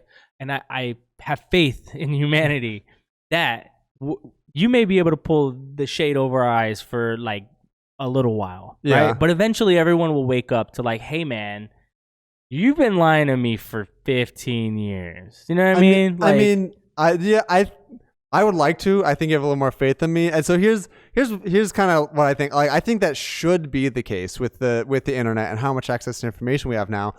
But it seems like it's worse. Like, there's more disinformation now, and there's less agreement on the truth. And I think because what it was is before there was like, it was easier to be, or I think now it's easier to be misinformed, but before, like, there was a gospel and it could be not exactly true. There was a lot of untruth going around. Well, that was a problem. There was establishment politicians, but also like journalism, like news organizations where it's like, that's what they said. It's true. But like also at the same time, like if it wasn't true and you could prove that, then like you could get on the news, say that, and then that ruins that reputation. Like, we come to you because we need you to tell us the truth. And if your reputation with that is ruined, then we're not going to listen to you anymore. But now you can literally get like contradicting information on anything for whatever you want by anyone. So just there's not like a singular truth anymore, which might be good because it's less manufactured. But at the same time, like everyone's got their own truths. But that's what I was going to say is like, I don't think that this is any different than before, other than the fact that we can see it all in one place now. Yeah, like and that might be the case too. It's the I same, think that's what it just is. in a different environment. I 100% believe it's the same. Yeah, because there's always been varying, like even with like when print media started, however many years ago, hundreds of some odd years ago. I mean, there was always different opinions on how the story was written. You know what I mean? Like, this isn't new. So again, I just think that now it's to a place where, to your point of saying, previously there was a cohesive narrative because I believe because there was only a few channels. Yeah. You know what I mean? There's only like 2 major newspapers in town. Yeah. And that's where everybody was getting their news. There was no other place to get news other than talking to your neighbor. Yeah. Or the dude on the street selling papers. Yeah. Whatever it looked like, right? And so I think now we're just seeing the manifestation of that same working of sharing information and consumption by the people at large. But I think now, because we can do things like blog and we can just like say whatever we want and share all these different ideas, I'm with you in the sense that it seems like there's a lot more misinformed individuals than previously. But I think, again, to me, I think that's people just getting used to technology. We didn't have this ability. We didn't 15 years or about 15 solid years ago, 20, 25 for sure. Yeah. Most people, if not no one, in their pockets had the ability to read a news article. Yeah. Right? We can do that now. Yeah. Okay. And so we're getting used to it. It's like getting new pots and pans. Like, you have no idea what you're doing until you season them and you get them all right. And then you start getting in a flow with your new pots and pans. Right. But you make a bunch of mistakes when you first get it, like burn stuff. You know what I mean? But so I think it's also because it's a so much more powerful tool to go with that analogy because we haven't used it many, but I love extended analogies. Oh my God. But like you get a new pot and like you might burn it and it's bad. You get a pressure cooker and you use that thing wrong, your kitchen will explode. Okay. Like, because it's so much more powerful tool. Like so like, yes, you have a newspaper and like it prints the wrong, like it say it goes along with the cover up. And so that's really bad. But you have a few journalists who try and uncover that cover up. Maybe it's harder, but like another newspaper prints that and like provides the evidence. That is the truth. That is rectified now. And I think it's both the internet, but also I do think a lot of it is Fox News. There's a really good documentary about like the rise of just fake news from Fox News. But they kind of coined that in the US, but now it's just been taken by all these websites so essentially like conspiracy theories can spread to the point to where they're fact, like to where people legitimately believe just things that are provably false. Yeah, but again, so I feel like that, and I said this I think in the one I did with Javi, I talked about like darkness and light. Okay, so if darkness is people believing or just darkness is just false information, things that people believe. Yeah. Like, we know how to make light. Why are we not making more light? Like, instead of like, because I like to make as little excuses as possible. Yeah. But I will acknowledge the truth, right? Yeah. So if the truth is that more people now are misinformed because there's a bunch of campaigns to spread misinformation and disinformation, right? I'll agree. Okay, that's there. But I don't want to end it there. I want to say, well, why don't we just make more than they are? Like, let's just make more truth and spread more of that. And you're right, because it's not like we can get rid of the technology. So like this is the Cat's out of environment the we bag. live in. So we have to find a way to make it work. Adapt and overcome, man. That was one of the things the military was like, adapt and overcome. Like, what are you gonna do? You're just gonna succumb to the pressure and fail? No, failure's not an option. If failure is you're dead. Yeah. Or the people around you are dead, or the person you're protecting, or whatever. Yeah. It's always death, right? It's always like not being here anymore. Okay. Yeah. So in the same sense with the things that we were fighting for, I guess, socially, you know, and if we're talking about information in the news and truth, because I'm with you on that, man. I feel like it's weird. Like truth, not truth. Yeah. Because there's a bunch of people that won't believe it. And so they're winning the war on history. Yeah. You know? And that's where it gets to me, especially like as you know, someone who did debate for like all of school, where like, I can't, like, there's nothing I can say or do, like, no facts I can present to you that are going to change what you believe. And that just drives me crazy. But like you said it earlier, like, people don't like to be told. So if I tell people, like Trump is lying or just plain wrong, that that people who apply for asylum don't get into the country and then just never show up, that, like, literally 96% of these people show up for their appointed court dates. Like, if I tell someone that has no effect. Because you know why? Because you know why? Because you've told them, you haven't proven it to them. So this all goes back to messaging and communication, right? And I don't have the right answer as to how you finesse that to these people, but that's what it takes. Because you know why? Because there is a way to do it. Yeah. I personally don't have the time to curate that message. Yeah. Right? Because I think what it would take, if you want to get there, what it would take is actual evidence in the form of public records. So do a FOIA request for what you're saying. Do a FOIA request to support your claim. Yeah. Because what's the thing? 75% of all percentages are fake or whatever. Yeah, you know? Yeah. Like people. I mean, we just pull these percentages out, right? But now and like come with the actual government documents of the government itself saying this is what it stands at right now, and no one can refute that.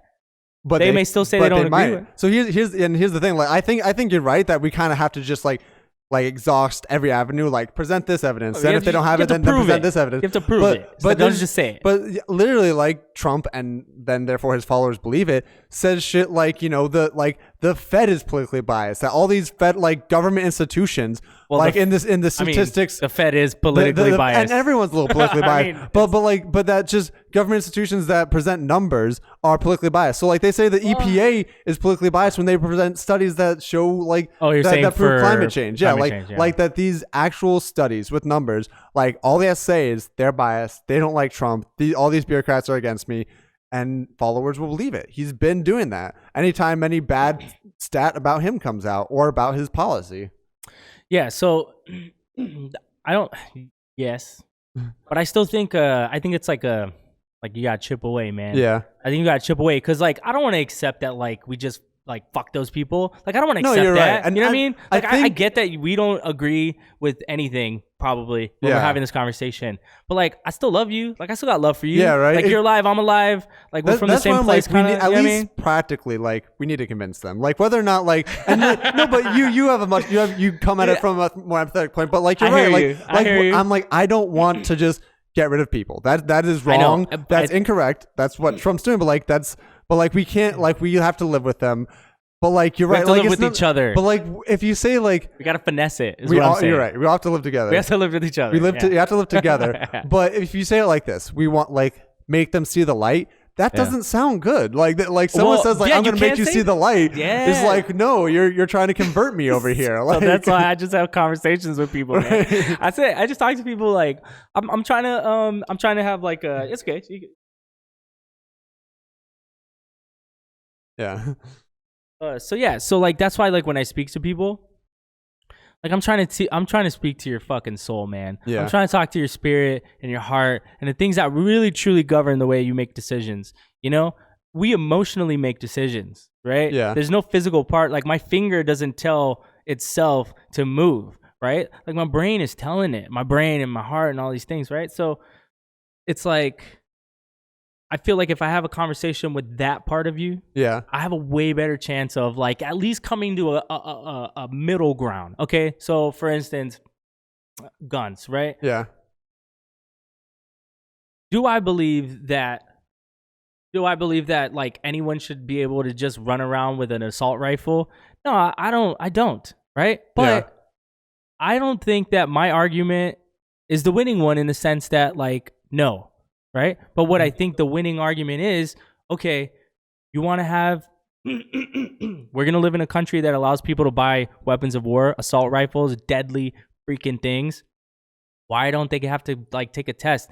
I have to take a test to drive a car. That for me is the compromise. Yeah. I can't eradicate weapons of war in the country that we live in, but I would like to find a place where it's like more regulated. Yeah. Like background checks. I know the cliche things everyone says, background checks, gun show loopholes, stuff like that. Yeah, I want that too. But I think like the big thing that I think most people could agree with, I hope, is if I have to take a test to drive a car because I can kill people, why do we not just have people take a test so that we know that they know how to use safety features on weapons? They have weapons, like every gun that gets sold has to be sold with the gun lock of some sort. Yeah. You know what I mean? Like these are common sense laws that I think like we'd be cool You're with. right, and I think most people do agree. I think you're right. So that's what I mean by like meeting people halfway. Talking to people like so this. I think you're right, and that's kind of where like you get to differences in polling. Where if you say like, do you think that like we should have more gun control? Half the country will say no. But if you ask them, like, do you think you should have to pass a test to have an assault rifle? A lot of the country will say yes. Like, do you think that we should have like universal background checks? Like individual policies, a lot of countries will say yes. And it's honestly mostly money, the NRA, like putting money into convincing people that, we're going to, any of that takes their guns away. Yeah. But yeah, you're right. I think it is less like, I think I have the losing argument in like statistics. Like, here's the number of shootings we have. Here's the number of shootings other that went down in New York when they put in this kind of like gun law. That's not going to win as anyone's argument. But you're right. Like talking to people or like a story, people buy. Yeah, you're right. They make decisions with their emotions. But also, okay, even with your numbers and your stats, I think the thing is like, okay, while it may be within statistical margin of error and all these things, right? The study may be sound. Yeah. But that's New York, man. Yeah. Like New York is not, Des Moines, Iowa. Yeah. Right? And I understand that we want to believe that the same principles would hold true given that same experiment in another place. But I don't know. Right? Yeah. And so I try not to use, I'll loosely use things like that. Right? Yeah. But it's like, again, it's more of like a finesse. It's like, all right, what's the middle ground? Yeah, what works for you here? Because everyone feels like they have their own culture. Yeah, and the problem is, look, man, it's always an us or it's always an us against you, and that doesn't work. It should be of like, how do we work together? How do we like find that again? It's all about that middle ground, because I feel like all we're doing is yelling at each other. Yeah. I honestly do. I feel like for the most part, everyone is just yelling at each other from like two sides of a fence. They're like neighbors that hate each other. Yeah. You live in the same neighborhood, in the same city, probably make around the same amount of money. Like there's a lot of sameness going on on both sides of this fence, right? Same yard. Yeah. But you're just yelling at each other. Yeah. Just figure it out, man. Like so then if we do agree that like that's where we need to get to is talking to people, coming to middle grounds and like sharing our stories. How do you get from this point where as soon as I say gun control, it's yelling at each other? We're diametrically opposed. We can't do anything. Use different words. Use different terminology. Because it's like trigger words. Like we all have trigger words, whether good or bad, right? Right. Some people are like cake and they're like, Murr? You know what I mean? Like, right? So, but yeah. So, for me, it's all about, again, Trojan horsing the whole thing. Yeah. Right? Being a little sneaky with it. So instead of saying gun control, I want to say, well, let's figure out a safer way to arm ourselves. Yeah. Right. Something like that. So, and I'll lead with, well, the safest way that we found to have humans operate vehicles is to have them take a preliminary test. Yeah. That's, proctored by a government official. Maybe the safest way for us to arm ourselves with weapons is to also have a system in place where we have to, pass tests and it be right. Yeah. That makes something like that. Makes sense to say like gun safety instead of gun control. Like we're going to be safe. We're going to, Exactly. Cause listen, man, like, look, I understand the logic on both sides. I really do. Yeah. Right. I grew up in Texas. There's guns everywhere. Yeah. I get it. Everyone wants the right to buy a gun. People in my family have guns. Yeah. And I get it. Like so, for like someone in my family who's like, I have weapons to protect my family. How can I tell you no? Yeah. Right. But I understand like types of weapons. So for instance, another argument that, or another assessment that could be made is, I can't buy a tank as a private citizen, right? Yeah. Do you remember the Pepsi thing? Do you remember the, early 90s? Pepsi had this competition where you could win a F-16 fighter jet. I do not. If you collected like points or bottle caps or something, no bullshit, guy did it. Yeah. It was like 16 million points or something crazy. The guy got enough, right? Yeah. But legally, lawfully, you cannot own an F-16 jet, right? Yeah. So it got settled or whatever. Yeah. But that's what brought about for me, at least knowing, as private citizens. Yeah, there's certain things that we can't own. Like it can't just be unlimited. Yeah. There is a limit, right? So are we saying the limit is what? It's like rifles, it's like 50 cal, because I know you can own a 50 cal. Yeah. Things like that. So if we can have limits like that, like we're not trying to, take our guns. We're just, again, if the reason why I as a private citizen in the United States cannot buy a tank is because public safety it would be at risk. Yeah, then we need reasons you can't do other things because of public safety. Exactly. Yeah. We should be able to kind of finesse that in there, and again, I'm not telling you you're wrong. I'm just saying like, hey man, this is why this is this. Yeah. And this is why we think, or some people think, that this should be like this, so that we can increase safety, because we legitimately have kids freaking dying all the time. Exactly. And it's ridiculous. I feel like once we started having kids being killed in schools and like nothing was done, to me, that was the point of no return. Like where our country said, or at least part of our country said, we're okay with this, where we'll deal with this in order to have our guns.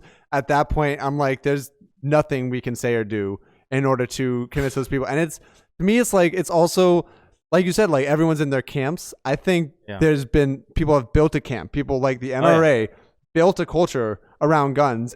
So anyone who's in the NRA who, like, there's responsible gun owners who believe in gun control. Yeah. Anyone who is in and supports the NRA, it feels like they're in that culture. And anything is a threat to their culture that is some sort of gun control. I would say that there's even some people that are NRA members who are for sensible gun control. They just like being part of the association. Yeah. There's certain perks to it. I would hope so, but yeah.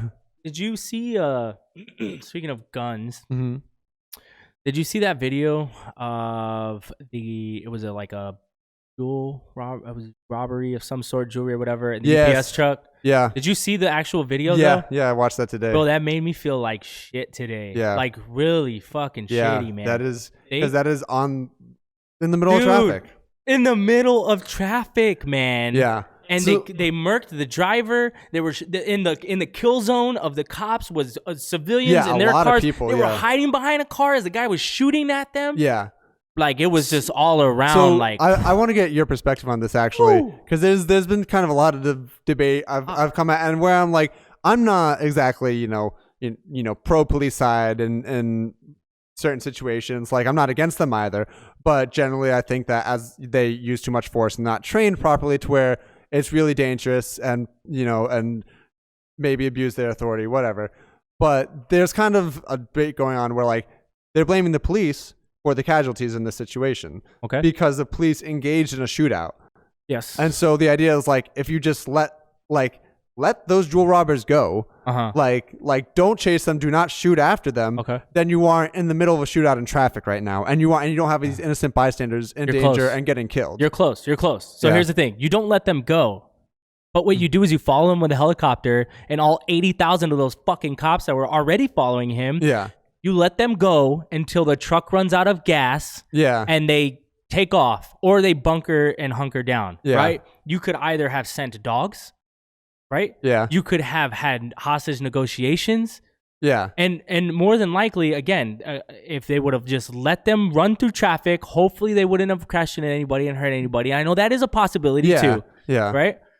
But as far as I know, and from a lot of things that I read and just everything, the best practice is to let them just run out of gas or destroy the tires. You just follow them with a helicopter. Remember OJ? Remember how they followed OJ? Yeah, and that's what lots of people, like reports have said. Like, if you like when police don't engage in high speed chases, there's far less casualties. Dude, they were shooting with they had their rifles, and they were just like just lighting everything up, and it's like, what is wrong with you guys? Yeah.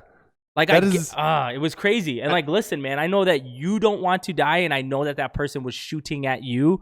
Yeah, that's what I mean. So if they shoot at them, you just don't shoot back and let them, because that's honestly what I think might be best practice. But I don't know. I think it got out of hand because, and I get it, In that moment, as they started shooting at you, and you're literally there. Yeah. I mean, you're being shot at. You have a gun. You shoot back. I get it. But they shouldn't have gotten in there in the first place. Mm-hmm. They got too damn close. They caused that. Yeah. And then it's just like, it was just all around just so, and like there was if you saw in the video, it depends on what video you watched. Yeah. There was an SUV that was running into the car in front of it, trying to push it out of the way. And there was like 4 or 5 cops huddled behind the SUV as it was moving. And the guy's shooting at it.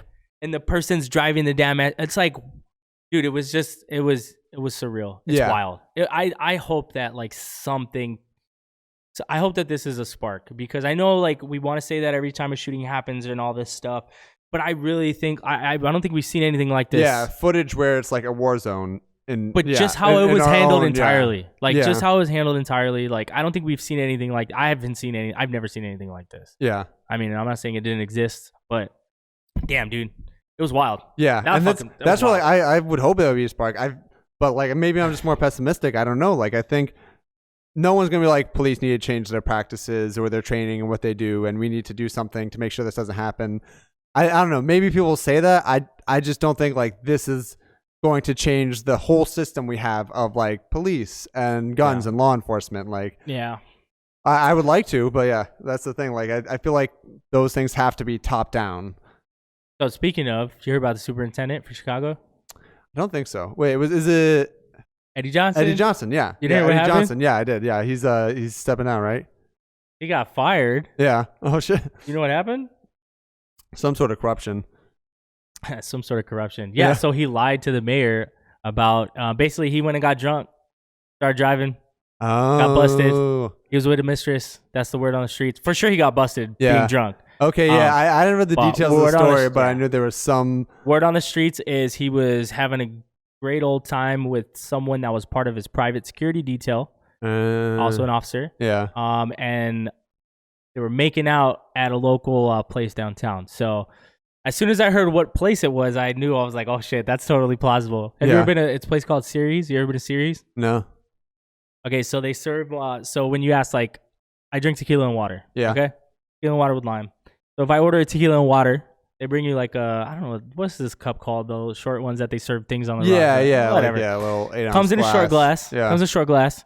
And literally, it's filled like 70 to 90% with whatever alcohol that you chose. Yeah. And they give you your mixer on the side. So literally, like, the whole cup is pretty much just that alcohol. Oh, wow. So like if you order Jack and Coke, you get like a whole can of Coke on the side. Yeah. And your cup is. So it's notorious for like getting people real fucked up. Yeah. And so I was like, totally plausible that the police chief or the police superintendent went to Ceres, drank for 2 hours, and then got a DUI. Yeah. Exactly, because he feels like he can do whatever he wants. It was crazy.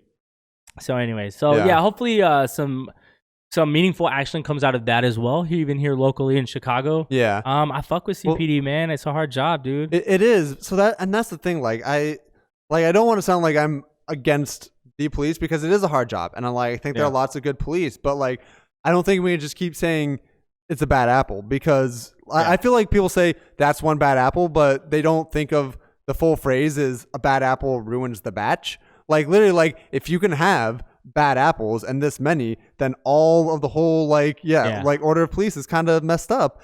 And the thing is that even like if not all police are like that, the fact, if there are police that don't abuse their power and like don't want to, but as soon as one cop who abuses their power or kills a citizen, like as soon as that happens, they all come on the side of that cop. It's the fraternal order of police. It's the fact that the thin blue line, I think it's called. Yeah, exactly. That's like as soon as like they do anything wrong, if you say something bad about that cop, you're attacking all police. Like that's things. Like if you say that this cop fucked up or this cop's racist or this cop's corrupt, you say all police are corrupt, and like that's not the case. And that goes to again, it's all about like how do you challenge power, right? Yeah. And how do you challenge social thought? Yeah. And so it's all about, for me, I feel it's the messaging. It's like, so how do we finesse the assertion that excessive use of force by our police is a real issue. Yeah. But police at large are something to be revered in society, well respected, and something that we need. And so while we're saying that some of your apples are bad, we don't want to say that they're all bad. And I think that, again, when people make the argument about police brutality, they're like, fuck all cops. Yeah. And you can't win that argument. You can't. But see, you shouldn't feel that way either. You know what I mean? I don't want to say fuck all cops, but I also don't like you said, so like police should be revered and respected. Like, while that I may think is true, I also think that's kind of like, that is used, that is used as propaganda to be like, this job's hard. They're putting their lives at risk, so you can't question them. To give them a pat. Well, I'm not saying not to question. I know you're not, but I'm saying like that kind of idea. That's the sentiment that's really sold by like police and all these units that support police to basically make people not question them. To put like anytime the police are involved with a random citizen. Yeah. Or like specifically like, maybe someone who looks combative, who's angry, who shouldn't be killed, but maybe they don't have the mental capacity to really control themselves, or maybe they've just been stopped by police so many times that they're actually angry about it. Like, as soon as they're put up against a cop and you say that cop needs to be respected and revered, then you're always going to side with the cop no matter what happens, even when they shoot that person. Well, no, like, I'm not saying you will, but like that's kind of I feel like that's the idea. It's the construct that's put into society that these cops that it's are superior, need to be respected, and if you don't respect the cop, then you are at fault for whatever happens next. There is definitely a superiority complex that comes with a lot of law enforcement. I've seen it firsthand. I watch cops a lot. Yeah. Not saying that that's like, it's a sample. But it is. And it's like, a selective sample because I know they're only putting on TV right? Look, it's exciting and all this shit. I look at the subtleties. I looked at the nuances, right? It's like how the dialogue is transpiring. I pay attention to how, dude, honestly, even with the show that I was watching about like the border patrol and all that stuff, like literally they use the same tactics, bro. Once they have one little freaking thing, dude, they fucking dig in, bro, and they keep going until they exhaust all options to find what they think was there from the start or not. And they yell and curse, but if like the person they're talking to like curses a little bit, then they take that as a threat. Like that's the thing. These cops can be as aggressive as they want because they use that to get authority. And if the person isn't meek, if they show any sort of aggressiveness back, then they take that as a threat. And it's, to me, that's also why this is going off a little bit, but like why it's such a problem for police brutality against people with mental disabilities. Yeah. Because they don't, like, you have to have a certain amount of faculty and self-control to be like, I just need to get out of this situation. I need to be respectful and calm and polite no matter what they say, and that will help me get out of this situation.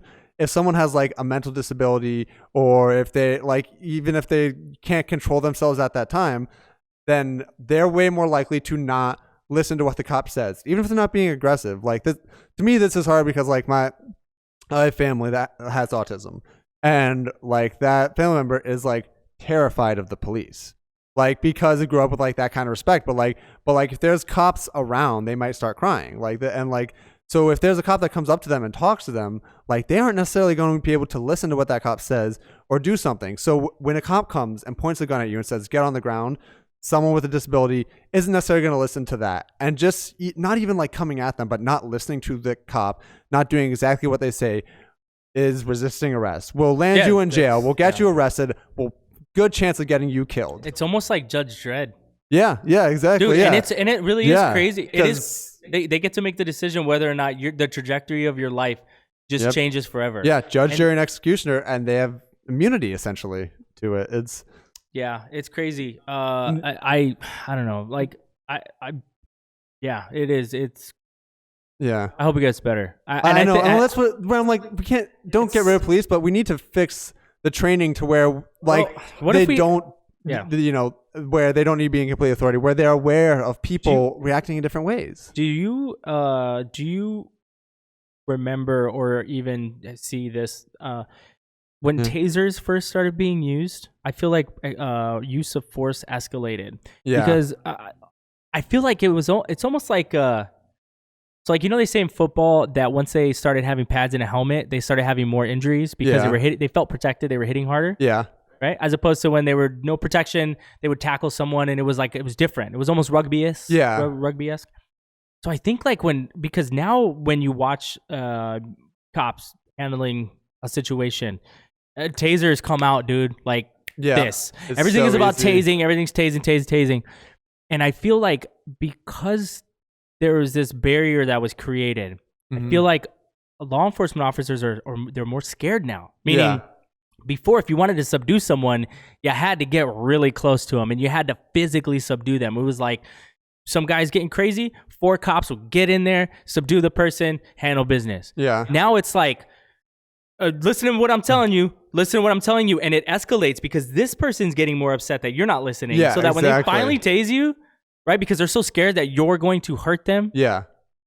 It's like, I feel like it just kind of goes to a different place. Yeah. And so I kind of like, I can't prove any of this. I'd be interested to look at certain studies, but I feel like brutality. I have heard that once again, statistics. Who knows? But yeah, statistically, science. Like cops that have tasers on there are more likely to use them and more likely to use force in situations rather than not use force because they have this non-lethal option, even though tasers can be lethal. So like, yeah, I don't think that's a great solution either. Tasers? Yeah. Have you ever been tased? No. No. Have you? Yeah, I have. I know people do it in like training and stuff, right? Yeah, I had to do it to carry a taser. I had to be tased. Yeah. But I'll be honest, I did a dry stun, so you could do 2 ways. You could qualify 2 ways. You could either do where they fucking shoot you. Yeah. I didn't want that. Yeah. and the other one is a dry stun, where they basically take these clips and they clip them on your clothes. And the electrode, they're like electrodes. Yeah. And then they fucking zap you. Oh my gosh. Yeah. I'm not about that. Like I'm not going to tase anybody, so I don't want to be tased. It was not pleasant. Yeah. It wasn't pleasant at all. Even just the dry stun that I got. And we had a couple of people that they were like, they wanted to take full effect. Yeah. Yeah, man, more power to them. I hope they're all right. Nervous system, right. Everything's all in check. Yeah. You know what I mean? Yeah. Yeah. But that's what I think is even just like not non-lethal options, but training police, and that's why, like, to me, it's almost the same thing as prison, to where like is everyone like there's the idea of prison abolition, and it's like, well, we need to have something, but we can't call it prison because our idea of that is so messed up. Like, literally comes from slavery. Like, we need to just rethink it. We need to rethink police to where it's more of like a peace officer. And like, sure, like I'm not gonna like. I think it might be interesting to try to have police just not carry guns. I'm not going to say they shouldn't at all, but like maybe not all of them should. Maybe we should have some cops that aren't, right? Yeah, some cops that just aren't armed, and maybe they should be also trained in de-escalation. Like that's the thing. Like there's some interesting studies. Like I don't want to say studies because it's not enough to get numbers, but like just like cases of certain police departments, and yes, like not for big cities, but like for like regular sized towns. Indiana. Yeah, exactly. But they changed their hiring method completely to where it's all about de-escalation and helping, and it's not about like getting people in trouble. Yeah. So like if you see someone with a broken taillight, you might not stop them. But if you see someone run a red light, then you're like, okay, that can hurt someone. So we stop people if they can hurt someone. It's called officer discretion. And I talked about it with Jamila last time. Yeah. You know, it's like I wish police either were afforded the opportunity to use more discretion or legitimately just used more discretion. But, you know, it's this us or them mentality. And the police shouldn't be us or them. They should, it should be us. It should be, you know, you're policing your own community. Yeah. I wish there was a little bit more transparency as far as how police are being taught.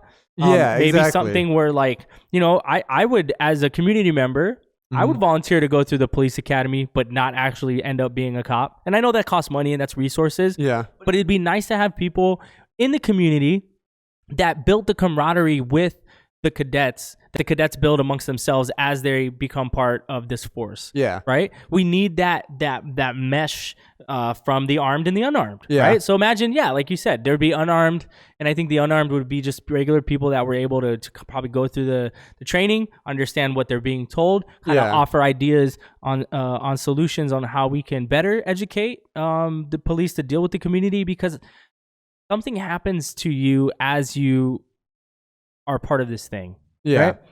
It's almost like even like being anything, like being a nurse. Okay, your view of the world becomes shaped by your experiences. Yeah, and by what you define yourself as. And you've been a nurse for 20 years. You look at the world through this lens. You know what I'm saying? And so there needs to be something that kind of like brings you back to baseline. Yeah. And it would be like outward individuals kind of sharing with you how they see the world. Yeah. Right? But there has to be a common experience between you both for that true gel to happen. And you know what I mean? You're right. And it needs to be like genuine. So that's the thing. Like the initiative is to like get cops into the community and talking to community members, getting to know them. And everyone's like, well, their solutions like come meet your police, but that puts the burden on community members to like come meet them, to like come get to know the police. Oh, well, and like I think like the cops need to go out there and like get to know them, and not in a authoritative sense, but like be part of their community. I think the thing is like, well, when you're talking about like they used to do, it's like where it's like at a park or something. And the cops come out. I mean, where else do you meet the police? So like, but like it'd be nice to do it just at, like on their job, like going through and talking to people and like helping them get to know them, rather than just like the officer that comes to my shop. Like he's a great job of just like coming in and being like, hey, everything okay? Let's talk about politics for a bit. Like like rather than just like coming through and it's like everything okay, and if it's not, someone's under arrest, or if it is, I'm moving on and leaving. Like, yeah, no, I feel that. No, yeah, it'd be nice to get some more, because I really think that's the problem. I think the problem is like, first of all, a lot of the community, a lot of the police force doesn't look like the communities that it's serving. Yeah, and it could even be just that zone. Yeah, right. So we need more. And for me, it's not about homogeneity. It's about like meaning like, oh, in certain neighborhoods, the cops have to look like this. But I think there should be more balance and rotation of those individuals in those spaces. Yeah. And I know that would kind of like take away from continuity. Like, oh, this is my beat. I know this neighborhood like the back of my hand. Yeah. I know this guy and this guy. I know some of that would be eroded, right? But I think like it would give those people in those communities an opportunity to meet more of the force and more people to be influenced. And I think it would help that kind of like you said, like the us versus them mentality. I forget where, but like I was listening to essentially like a reporter like was interviewing a cop from like essentially like Southside Chicago. I think it was actually Southside Chicago, and it was very much like us versus them. Like we need to go out, like seriously check them if they're doing this, like these people, exactly, like these people, these kind of people, like doing this, like they just get jaded. And honestly, like it's terrible, but it's hard to blame them when you are in such a high crime area for so long. Like you start to believe it. Yeah, exactly. You start to believe like this is it. That's all you see in them. Like you're only there to respond to their worst moments, not to meet them and like get to know them. Yeah, like you're not going to like the birthday parties and the graduations and the community gatherings, seeing them and with just their like family. Whatever, the new store openings, new store openings, maybe. But Best right. Case, but. You're right. Again, the lens is that I only see the worst of this community because that's what my job is too. Yeah, and that's the thing, right? That goes into, you know, our police force is more often than not reactionary as opposed to, you know, preventative. Preventative. You know, and so it'd be, I think, a preventative measure towards the degradation of our communities as far as policing is concerned. I think would be more interaction with the public in a less work way, meaning we got called to this disturbance. That's work. Yeah. More of like walking into a coffee shop and being like, hey, what's up? Yeah. Community way. Yeah. Yeah. Let's talk about politics, like you said, or let's talk about, you know, who in here thinks healthcare should be right? Like, exactly. Just walk in a room as a cop and just be like, everybody freeze.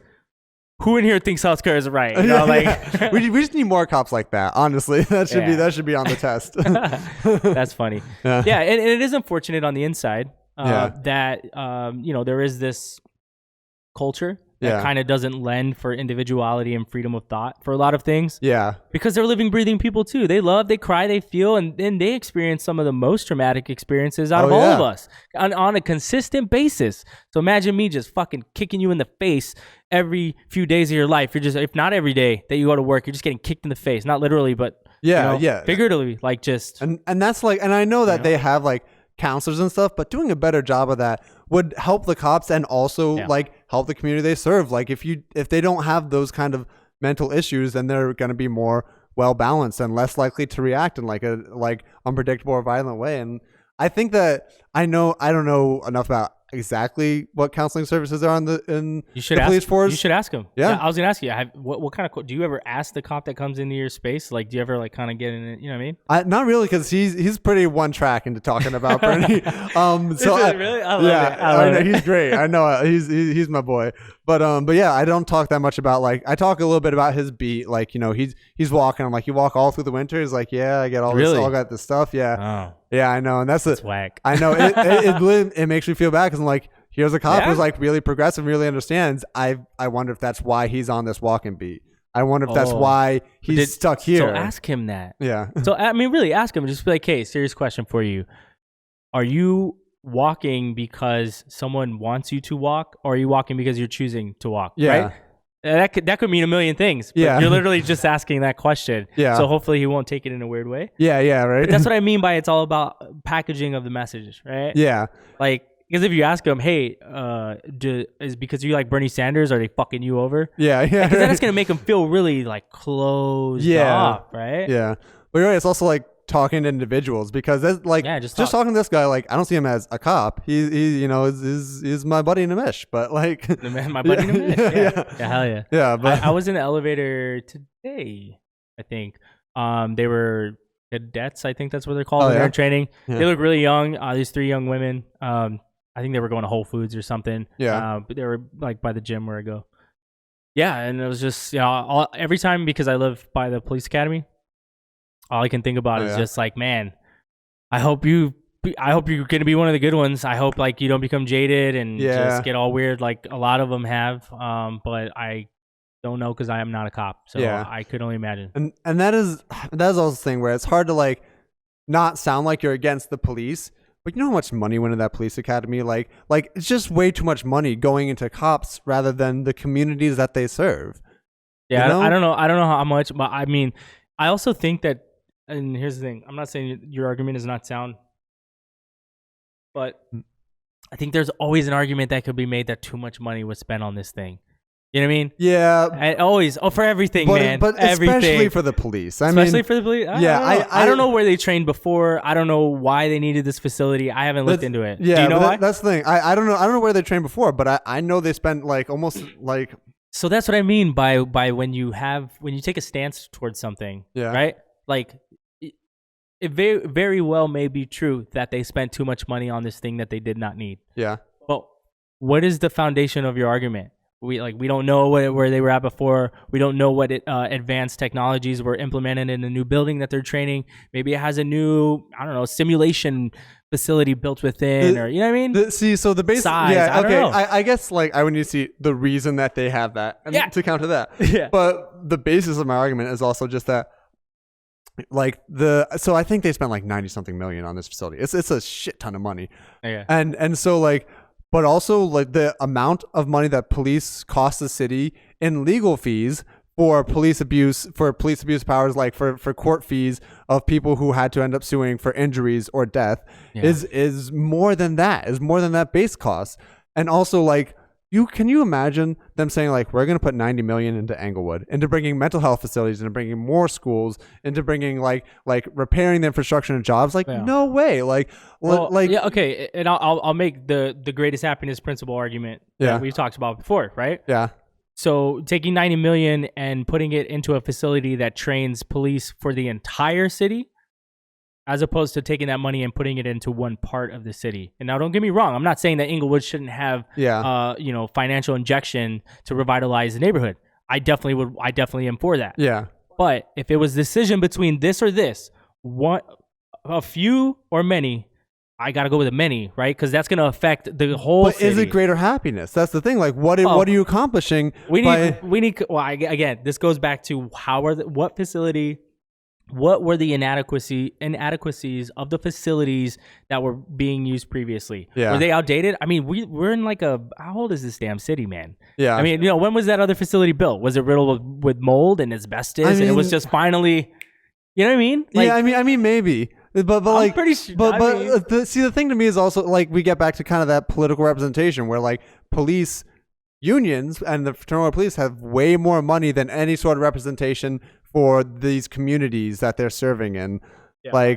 I'm not saying that like they didn't need new updated services, but I'm saying like it's a question of values. Like, do you put your values in the police that are costing you money that like yeah, we're not gonna say all bad apples, but in Chicago are costing a lot of money and a lot of abuses and are kind of rife with corruption that go into these communities and arrest a lot of people, but these communities never get better. Do you continue to put more money into that system without making any meaningful change to the system, or do you put that money into something that might actually better these communities more? That's the thing is like no, I'm not against police, but the way that they are now is not working. It's not helping the community. Well, I mean, again, it goes into, I don't know what new things are in that facility. I don't know. Maybe it was like, modernizing the police force, not just with weapons, but like with, how the thought training, right? Yeah. I don't know, man. But I think there should be a place where we can do both.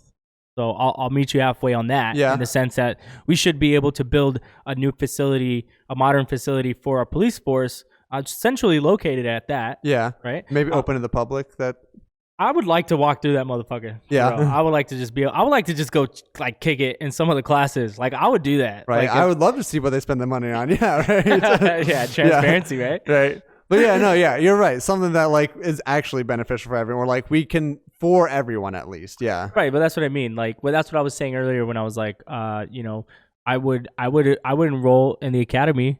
Yeah. Like, but I don't want to be a cop when I'm done. Yeah. Yeah. You know what I mean? Like I want to just go through it, just see what it's like, see what everyone's being told. Yeah. And then report back to everyone else. You know what I mean? Yeah. Like report back to the community. Like, hey, guys, can you believe that they're teaching them this? And then we can actually change it, right? Yeah.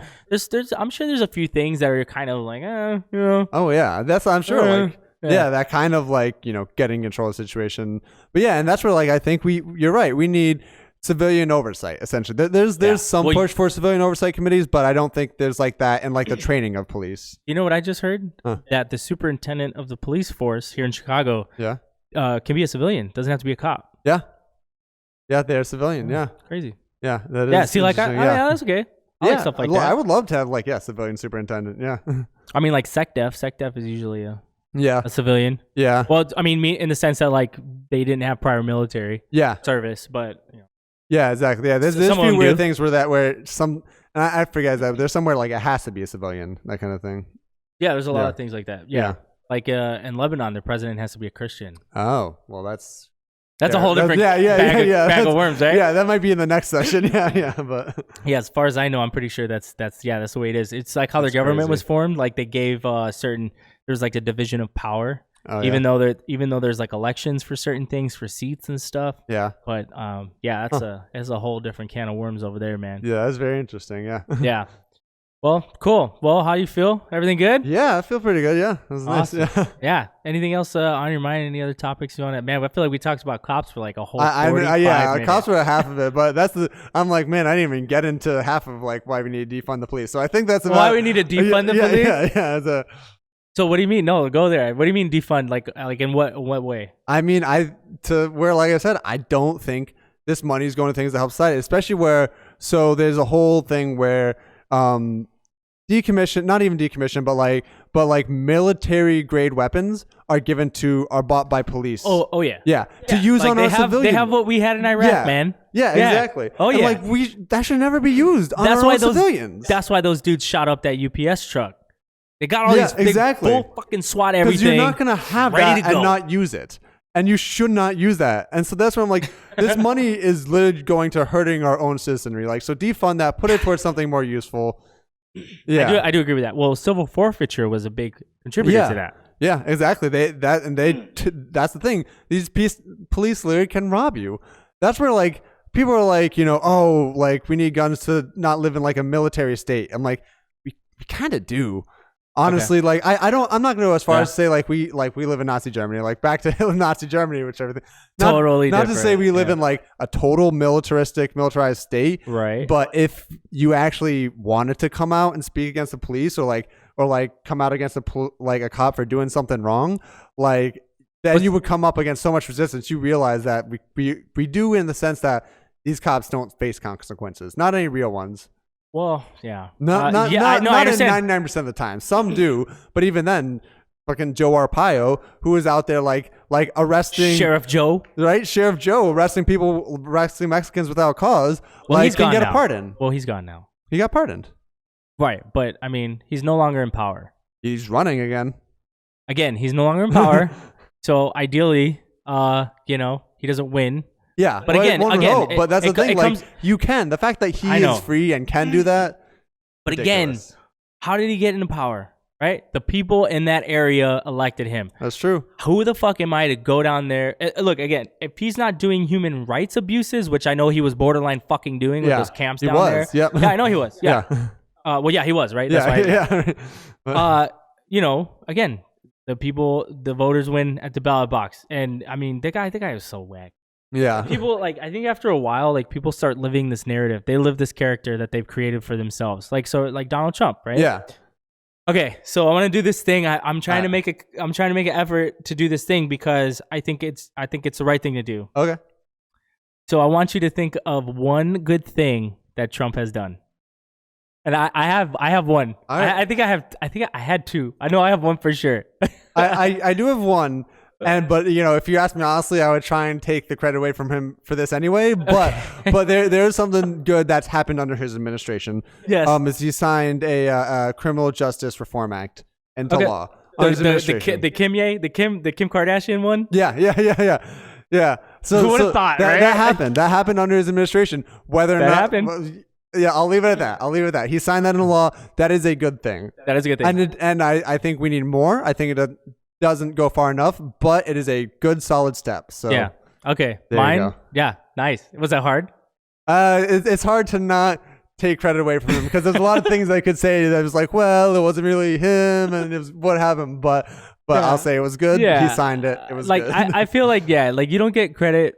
You don't get credit for doing the right things, but for the wrong reasons. Yeah. Right. Yeah. Okay. So, Hong Kong. He was like, "Hey, Hong Kong, democracy." Yeah. Pro Hong Kong. Yeah. So I'll fuck with that. That's my DJT thumbs up of the week, I guess. Hopefully I can do another one next week or the next episode. I'd like to.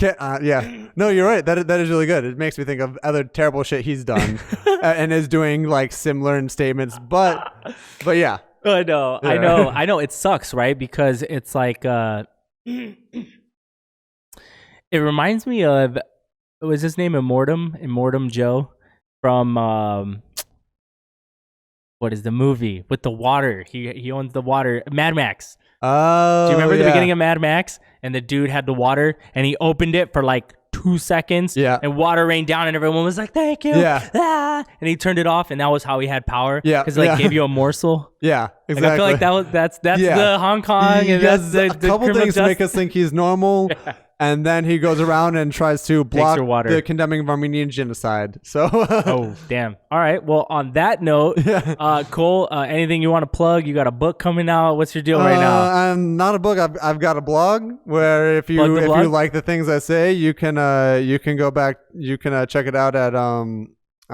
what's it called? The Right Stuff. Right Stuff on WordPress.